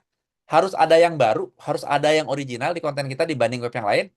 Harus menampilkan talent yang kuat gitu. Nggak semua orang bisa bikin konten ini. Dan terakhir kontennya tuh akurat. Itulah arti kualitas. Jadi kalau kita bikin konten berkualitas dengan indikator kayak tadi gitu ya, derajat manusia tuh menaruh effort, originality, talent dan skill itu memperbesar kemungkinan muncul di AI gitu. Itu kedua. Satu, tema nggak boleh gado-gado. Dua, konten berkualitas. Ketiga, kalau kita bikin konten, itu harus jelas. Itu konten bahas apa, topiknya apa, key message yang pengen disampaikan apa. Kita nggak bisa bikin konten curhat doang, atau konten asal doang. Contoh simple, ada artikel di web Daily SEO ID tentang rekomendasi belajar SEO online. Ya udah bahasa itu doang, nggak melebar kemana-mana ngomongin SEO adalah gini gini gini gini, pentingnya SEO buat perusahaan. Ini adalah rekomendasi belajar. Itu terlalu bertele-tele. Nah, kudunya harusnya tuh spesifik aja. Bahas tempat belajar, titik. Bahas yang lengkap, gitu. Nggak usah kemana-mana. Contoh lain deh, ini blog istri saya sendiri. Nama blognya momopururu.com. Ini blog tentang traveling untuk keluarga bersama anak, gitu. Artikel tentang wahana Dufan untuk anak. Nah, ini ya isinya ya tentang rekomendasi wahana Dufan yang cocok buat anak dan balita, gitu. Nggak bahas Halilintar. Wah, ada roller coaster namanya Halilintar lah. Itu kan kagak cocok buat anak. Ngapain dibahas gitu kan? Nggak bahas tentang di SeaWorld ada ikan pari. Lah itu kan SeaWorld bukan Dufan. Ngapain dibahas gitu? Jadi harus spesifik topiknya.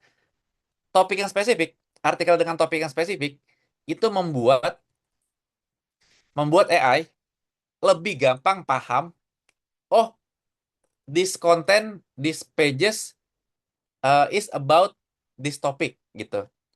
Kebayang nggak sih maksudnya? Jadi kita tidak bikin AI bingung karena kita bahasnya itu fokus.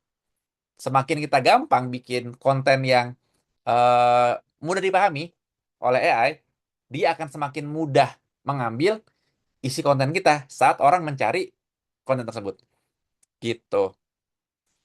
Coba saya jadi mau iseng kalau nyari di ChatGPT keluar nggak ya? Coba deh ya, iseng deh. Apa saja? Coba tes deh teman-teman deh, sambil cari deh. Wahana Dufan yang cocok untuk anak-anak. Coba tes. Dia ngambil dari Google, ngambil dari web ya. Nggak cuma dari database doang. Ancol, Ancol, Ancol. Apa ini? Nah, keluar nih blog istriku. Tuh, blog traveling keluarga. Nah, mau dulu nih. Ada kan? Gitu. Karena relevan dan berkualitas dan fokus. Lumayan nih. Banyak ancol-ancol gitu. Gitu, itu yang ketiga. Kontennya kudu spesifik. Di tempat teman-teman yang sempat nyoba muncul nggak? Kalau nanya Wahana Dufan di AI. Muncul nggak sih webnya Mama Pururu nih? Kabarin di chat ya kalau ada yang muncul. Nah, yang keempat. Selain tema besar artikelnya harus spesifik, pas nulis, kontennya juga harus singkat, jelas, padat. Jangan bertele-tele 1+1, 2, 2+2, 4, 11x11, 1, 2, 1, 8x8, 6, 6x4. Gubernur Jawa Barat, KDM, Bapak Aing, jangan bertele-tele, guys. Oke? Jadi konten seperti yang sebelah kiri aja. To the point. Title tag adalah judul halaman yang bla bla bla bla. Jangan bertele-tele basa-basi di sebelah kanan nih. Banyak kata-kata yang tidak perlu. Itu bikin AI males bacanya. Karena butuh effort buat memahami isinya apa. Ya AI ya manusia sukanya yang kiri kan? Gitu. Jadi itu cara yang keempat buat ngebantu memperbesar kemungkinan kita muncul di AI. Dan ngebantu SEO juga gitu kan. Yang kelima, kita harus banyak publish konten secara konsisten. Tapi di awal itu kualitas dulu baru kuantitas. Konsistensi dulu baru frekuensi. Gitu. Jadi mendingan bikin konten, ini maksudnya apa? Maksudnya mendingan bikin konten satu setiap hari selama 365 hari dibanding bikin konten 365 hari dalam satu hari, tapi di sisa 364 hari berikutnya nggak publish-publish. Kepanjangan nih. Mendingan bikin konten satu setiap hari selama sebulan 30 dibanding kita bikin 30 konten sehari, habis itu kita nggak update lagi. Harus konsisten gitu. Baru dinaikin frekuensinya. Situs berita itu karena seberapa banyak karena dia banyak banget konsisten banget publish konten, search engine itu datangnya sering. Ada istilah crawl budget. Dia punya jatah budget buat search engine datang tuh banyak. Sehingga dia baru posting 6 menit yang lalu manusia artikel. Nah, di sini di Google tuh langsung keluar tuh. Jadi dia habis dia publish konten langsung datang Google-nya kurang dari 5 menit gitu. Itu kalau search engine aja kalau web kita update-nya rutin, update-nya konsisten, frekuensi update-nya sering, itu Google senang, AI juga senang. Karena ada hasil riset aku nggak masukin di sini ya, tapi aku pernah baca hasil riset AI itu senang konten yang up to date. Jadi lebih gampang basinya tanda kutip kalau kita eh, kontennya jarang diupdate, kontennya jarang dibikin gitu. Itu nomor 5. Nomor 6, website kita harus punya menu navigasi yang mengarahkan ke kategori atau ke pages-pages yang penting. Jadi jangan sampai konten-konten yang kita pengen ranking di Google, pengen ranking di AI, itu susah ditemukan. Harus munculnya di menu navigasi. Contoh deh. Kayak web Daily SEO nih, ada menu kategori konten yang menjadi pintu masuk berbagai macam kategori di web kita untuk masuk ke artikelnya. Ada kategori keyword research, kategori on-page SEO, technical SEO, dan segala macam. sesuai dengan kategori yang kita miliki. Kan Daily SEO kan web tentang SEO doang ya, jadi bahasnya SEO doang nih kategorinya gitu. Situs berita deh, kanal-kanal atau channel-channel atau kategori-kategori kan ada di atas menunya. News, finance, hot, inet, sport, auto, travel, bla bla bla. Kompas juga serupa, news, Newsaraya, tekno, otomotif, bola, lifestyle, segala macam. Orang jadi tahu, oh, website ini menyajikan menu, tanda kutip menu makanan apa aja. Nah, jadilah user gampang masuknya, search engine gampang masuknya, AI gampang ngertinya juga. Mempermudah, memperbesar kemungkinan kita dikutip. Karena jelas kita bahasnya apa aja. Yang ketujuh, pastikan web kita bisa di-crawl dan di-index. Karena bisa loh kita melarang mesin, melarang bot, melarang search engine itu buat datang ke web kita. Itu bisa.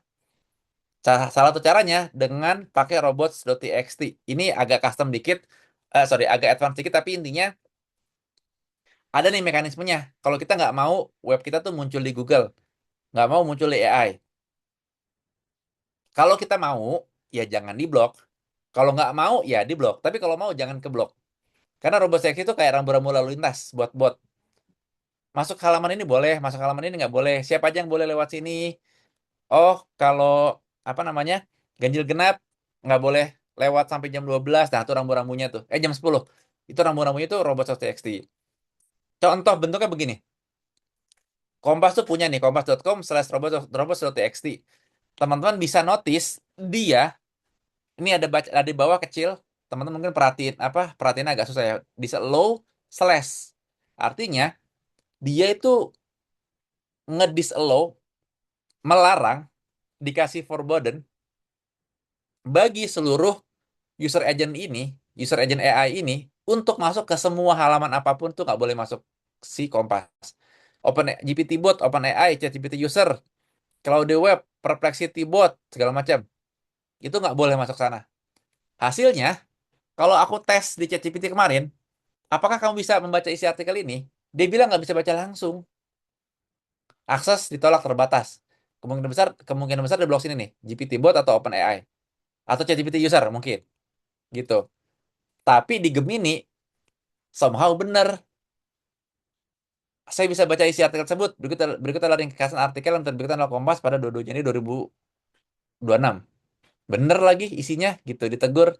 Karena si Gemini ini punya punya Google tuh ininya. User agent Google itu tidak diblok. Kalau diblok soalnya ntar dia hilang dari Google selamanya dong gitu kan.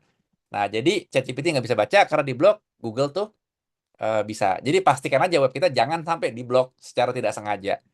Kalau sengaja ya udahlah, kalau nggak sengaja ya jangan sampai. Dan terakhir, kita bikin website itu harus terkenal, harus diperkenalkan minimal. Kalau web kita itu nggak ada yang kenal, nggak ada yang rekomendasiin, itu ibarat kita bikin toko tapi nggak ada yang datang karena nggak ada yang ngomongin. Jadi orang lain tuh harus ngomongin kita. Nah, kita harus bikin web kita dikenal dan dipercaya. Salah dua bentuk sinyalnya adalah backlink, satu, dan dua tuh brand mention. Disebut nih web kita di website lain yang relevan. Yang kayak tadi saya bilang, kalau Ilman mau ngaku Ilman ganteng, orang lain harus menyebutkan itu. Gitu. Ini sebenarnya marketing nih. Kalau tadi sempat balik ke pertanyaan yang nanya sebelumnya tuh, jadi apakah harus optimasi sosmed juga? Iya. Namanya marketing tuh. Kita memperkenalkan bisnis kita, brand kita, website kita biar orang lain kenal dan disebut gitu. Kita harus aktif di sosmed, aktif di komunitas yang relevan, online, offline, partnership atau collab dengan pihak lain. Ini cara-caranya aku share di kelas yang SEO Fundamental Course ya. Di sini sekilas aja nih. Terus kita ngelakuin public relation secara digital terutama. Kita masang advertorial, media placement di berbagai tempat biar orang pada tahu. Intinya dimanapun, ini kita tuh harus memperkenalkan diri kemanapun. Semakin banyak orang menyebut kita, yang baik-baik pastinya gitu kan, semakin besar kemungkinan AI akan mengutip web kita. Gitu. Dengan atau tanpa backlink. BTW Daily SEO ini web saya ya, karena alhamdulillah update, bikin kontennya update rutin. Aku punya tim writer juga. Jadi banyak orang tuh sering ngasih referensi ke kita, sering nge-link ke kita, sering nge-backlink ke kita. Kita nggak perlu beli, nggak perlu bayar, backlink datang sendiri. Dari agensi kayak Impacta, dia bikin artikel strategi low hanging fruit, nge-backlink ke Daily SEO sebagai referensi, karena kita punya kontennya.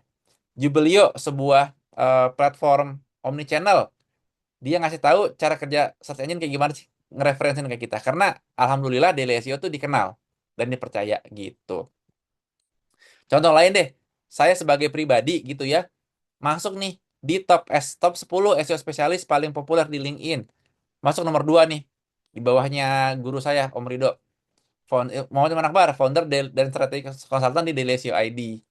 Daily SEO ID-nya naik, nama saya juga ikut naik gitu. Karena saya berusaha ngebangun diri saya tuh biar dikenal dan dipercaya. Dapat ya kayak begini. Mempermudah, memperbesar kemungkinan kita masuk di jawaban AI. Gitu. Udah, jadi tadi best practice SEO yang ngebantu Geo ada 8. Website temanya spesifik, jangan gado-gado. Konten harus berkualitas. Effort, originality, skill, dan accuracy tadi ya. Terus kontennya punya topik yang spesifik, konten singkat, jelas, padat, konten harus dipublish secara konsisten, ada menu navigasi yang berisi pintu masuk ke pages-pages penting, pastikan webnya bisa di-crawl dan bisa di-index, nggak di-blok, dan terakhir bangun kredibilitas. Gitu sih, yang praktek-praktek SEO ini ngebantu ranking di search engine iya, ngebantu visibility di AI juga iya. Gitu. Ini ngebantu biar AI gampang mengambil konten kita juga. Gitu. Oke, kita masuk ke kesimpulan. Habis ini kita Q&A sampai jam 10. Tapi sekarang sudah sangat jelas bahwa SEO tuh tidak mati di era AI search, malah berevolusi. Jadi Geo atau jadi AI SEO. Nah, artinya kita harus paham nih apa aja tadi perubahan yang terjadi di AI search. Tadi di awal udah kita pelajarin bahwa traffic drop nih. Jadi traffic tidak jadi yang dikejar paling utama gitu. Contohnya kayak gitu. Terus behavior user juga makin beragam. Nggak make di Google doang. Tapi Google juga nggak mati segala macam. Terus kita harus paham juga cara kerja LLM AI dan cara kerja search engine supaya tahu bahwa ternyata cara ngoptimasinya begini ya. Karena saya udah tahu cara kerja LLM AI gitu. Dan terakhir tadi ada beberapa hal-hal fundamental tentang SEO yang bisa ngebantu Geo. Tadi inti tentang relevansi gitu ya, niche relevan, konten berkualitas, webnya gampang diakses, webnya punya authority, terkenal gitu. Jadi itu tentang webinar sekarang. Mari lakukan SEO buat user dan kita bikin agar dipahami oleh AI. Dan terakhir jangan lupa minggu depan Jumat minggu depan kami Daily SEO itu bikin kelas webinar dan kami juga punya kelas SEO Fundamental Course buat teman-teman yang pengen belajar SEO dari awal gitu dengan cara yang insya Allah Bismillah mudah dan bisa belajar kapanpun dimanapun gitu buat webinar kita hari ini. Sekarang mari kita masuk ke sesi tanya jawab terakhir sampai durasi sampai jam 10. Mungkin aku langsung yang mau resen silakan ya. Aku mau jawab pertanyaan dari Aditya Kurniaji dulu. Adit masih ada di ruangan? Masih, oke. Nah, apakah SEO masih relevan sebagai growth channel jika AI search menjadi primary interface user? Pertanyaan cakep banget nih. Sepertinya aku akan menjawab yes. Kenapa? Karena walaupun kamu menuliskan AI itu menjadi primary interface user, tapi faktanya sekarang Google pun juga masih banyak yang pakai kok. Jadi yang tadi ini nih. Ini data 2024. Ntar aku cariin data di 2025 untuk yang webinar minggu depan gitu ya. Jadi yang pakai Google tuh masih jauh lebih banyak dibanding AI. Jadi AI itu bukan jadi primary. Kita pakai AI itu ini at least kalau aku ya. Ini kalau aku ya. Pakai AI itu bukan buat nyari data sih. Biasa tuh buat brainstorm kalau aku ya. Kalau nyari fakta, nyari informasi, aku lebih cepat di Google. Kayak udah refleks aja, udah refleks. Bukan red flag. Kalau red flag mah jangan ditemenin gitu kan. Jadi rasanya Google tuh masih ada, masih besar, masih signifikan, sehingga SEO masih relevan juga. Tadi aku sempat di depan tuh ngasih ini, data ini. Traffic dari Google Search masih jauh, jauh, jauh lebih besar dibanding traffic dari LLM. Jadi masih relevan. Gitu. Inilah kesimpulan kesimpulan webinar kita sekarang. SEO masih relevan karena SEO ngebantu Geo dan Google juga masih banyak yang make, masih dominan. Gitu. Gimana, Dit? Terjawab nggak pertanyaan kamu?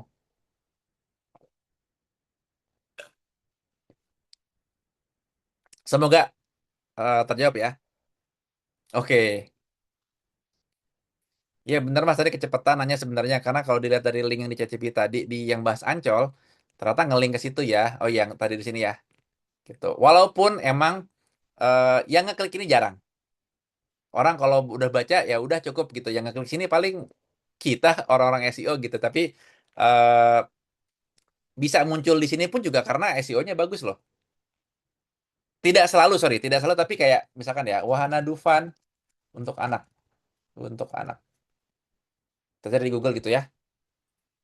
Instagram, Ancol, webnya Ancol ada, webnya Mau Pururu ada. Jadi ya, yang statement aku tadi aku bilang SEO ngebantu Geo dalam hal ini benar. Gitu. Sip, cukup ya, Dit. Dari Fajar Sidik, minta saran Mas. Saya ngisi posisi, tunggu, saya ngisi posisi SEO plus programmatic yang kebanyakan produksi konten di webnya pakai generate AI. Mending lanjut atau out ya. Terus gimana progres buat AdSense atau programmatic ke depannya? Nah, ini aku tanpa tahu kamu webnya apa, Jar. Aku nggak bisa ngasih saran yang spesifik. Karena nggak ada yang salah bikin konten pakai generate AI, pakai sistem programmatic. Kalau emang bikin kontennya tidak manusiawi untuk dibikin secara manual. Contoh yang aku pernah lakukan. Dulu, oke, pas aku di Traveloka misalkan. Traveloka misalnya ya. Tiket pesawat. Halaman, halaman, halaman, halaman. Ini dia nih. Jakarta, Bali, Denpasar, Jakarta, Medan, Medan, Jakarta. Ini kan banyak banget pages lokasi A ke lokasi B. Ini kontennya, kalau nggak dibikin pakai sistem, pakai programmatic, itu nggak nih kayak ini nih. Oh, ini sini banget ya. Kalau kalau pakai kalau nggak pakai sistem dan harus manual, ini nih dibikin manual nih tiket pesawat harga-harganya itu kan mati kan. Makanya dibikin secara programmatic. Jadi secara prinsip nggak ada yang salah tentang programmaticnya. Tapi kalau kita melakukan hal ini karena kita males membuat konten yang berkualitas, jadi kita bikin Programmatica tuh bukan berniat untuk bantu user, tapi berniat untuk bantu kita sendiri, biar gampang, biar cepat bikin pages yang banyak, biar AdSense-nya banyak. Itu kita selfish.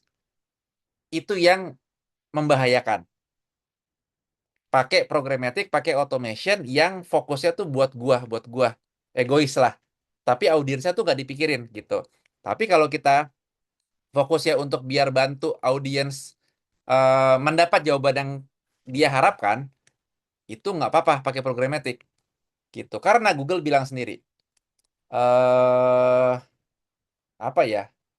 Google position about AI generate content. Nih, Google Search Guidance about AI generate content. Jadi Google tuh intinya nih ngomongin Google gitu ya. Dia tuh nggak peduli dibikin pakai apa. Yang penting quality-nya gitu. Jadi kita tadi udah belajar quality itu artinya effort, talent, mana tadi? Originality. Nah, kalau itu diusahakan lewat konten programatik kita itu aman. Gitu. Tapi kalau diniatkan biar cepat, biar gampang dapat duit itu yang tidak aman. Gitu kira-kira Jar. Jawabannya agak umum sih emang, tapi semoga ini jadi prinsip yang bisa diterima sama kamu. Gimana? Terjawab nggak? Makasih Mas. Oke, sama-sama. Arya, Mas Ilman kasih tips ngejelasin evolusi SEO ke AI search pakai bahasa yang mudah dan simple buat si level dong, biar mindsetnya nggak hanya soal ranking page one mulu. Nah, kalau dia datang sesi hari ini kan tadi terjawab tuh ya, oh ranking tuh udah nggak relevan lagi gitu kan, karena ya ranking tapi kalau atas AI overview kan jadi hilang, jadi nggak kelihatan gitu-gitu kan. Kalau dia datang dia bisa dengerin gitu. Atau ya datang di webinar minggu depan.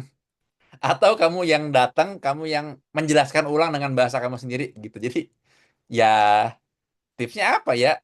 Tipsnya ya kitanya harus paham satu, dua kitanya juga punya data.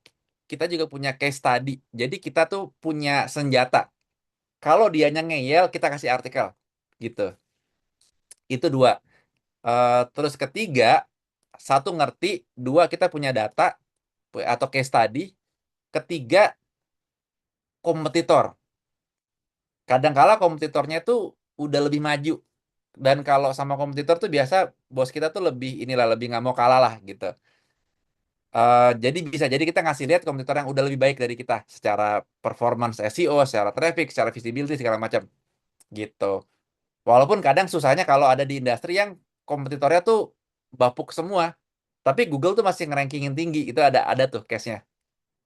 Agak susah tapi biasanya kompetitor bisa menjadi pendorong gitu. Terus apa lagi ya? eh Ya mudah-mudahan kalau kamu ngikutin aku atau ngikutin Daily SEO konten-kontennya itu bisa jadi senjata kamu sih mudah-mudahan ya. Karena aku berusaha menuliskan gitu ya, menjelaskan tentang SEO tuh dalam bahasa yang sederhana. Mudah-mudahan bisa dipakai gitu. Gitu sih. Itu ya. Jadi satu, kamunya harus ngerti sendiri. Karena kalau kamu nggak ngerti, susah jelasinnya. Nomor dua, bawa data, bawa case study, bawa pengalaman. Ketiga tuh liatin kompetitor. Keempat, coba semoga konten-kontennya Ilman atau konten-konten Delesio tuh bisa dipakai sebagai bahan. Jadi biar kasih tonton aja, kasih lihatnya, nih Mas, nih Pak, apa namanya guru saya di LinkedIn misal gitu misal nulis ini baca gitu. Jadi yang jelasin saya lah, mudah-mudahan dia lebih dengerin, mudah-mudahan. I don't know. Gimana Arya? Sip, sama-sama. Oke, lanjut. Masih bisa nih kali 2, 3 pertanyaan lagi ya. Amar ya. Mana Amar? Oh ya, masih ada. Gimana guys? Silakan.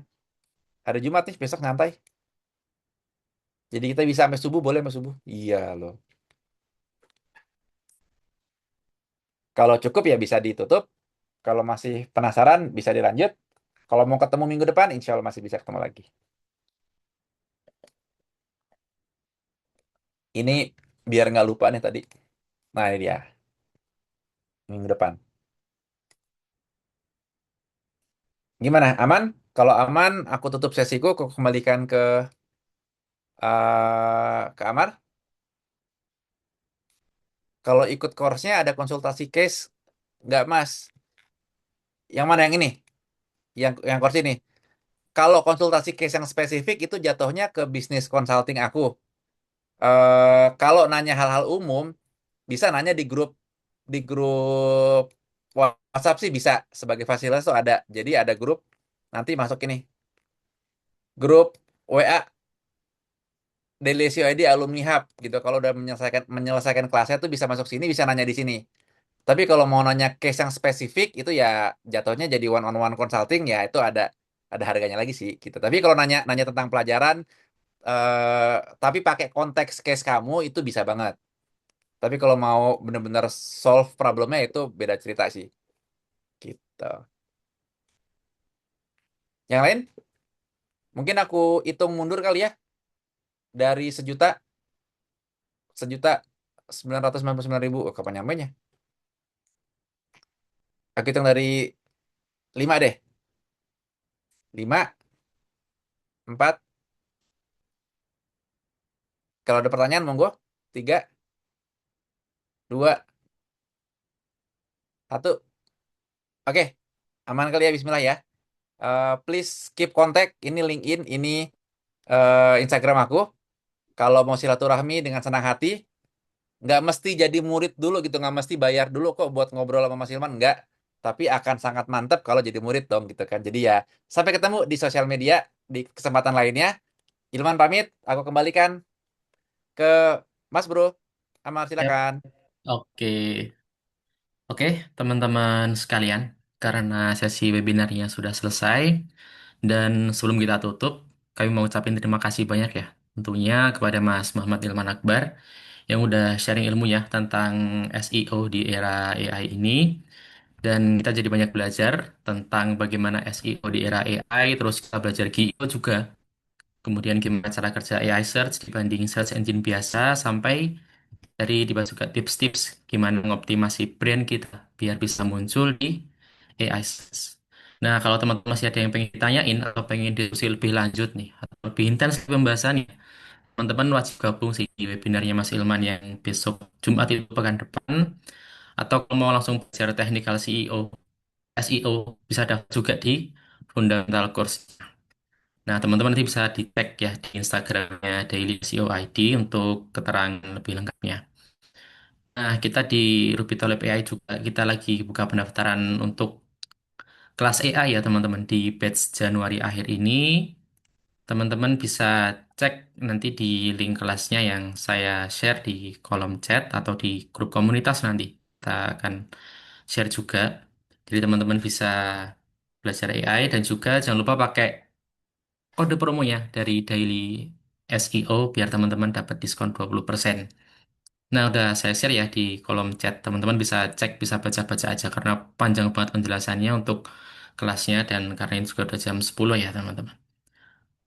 Oke, terakhir, big thanks juga buat teman-teman semua yang sudah hadir di webinar pada malam hari ini. Semoga ilmu-ilmu yang kita dapat malam ini bisa kita langsung praktekin dan juga bisa ngebantu bisnis atau brand yang sedang kita jalanin ya, teman-teman. Akhir kata, sampai jumpa di webinar-webinar kami selanjutnya. Stay tune aja teman-teman di grup Ruby Talib AI akan kita share info webinar-webinar selanjutnya di pertemuan-pertemuan berikutnya. Mungkin itu dari kami. Kami mohon maaf apabila ada kekurangan. Kami tutup. Sekian. Wassalamualaikum warahmatullahi wabarakatuh. Terima kasih ya teman-teman semuanya. Salam. Thank you, Amar. Thank you, Bro Thank Ruby. you, Thank you, Mas. Ya, teman-teman. thank you, Mas Ilman. Ya. Ya, Happy weekend semuanya. selamat istirahat. Assalamualaikum. Salam warahmatullahi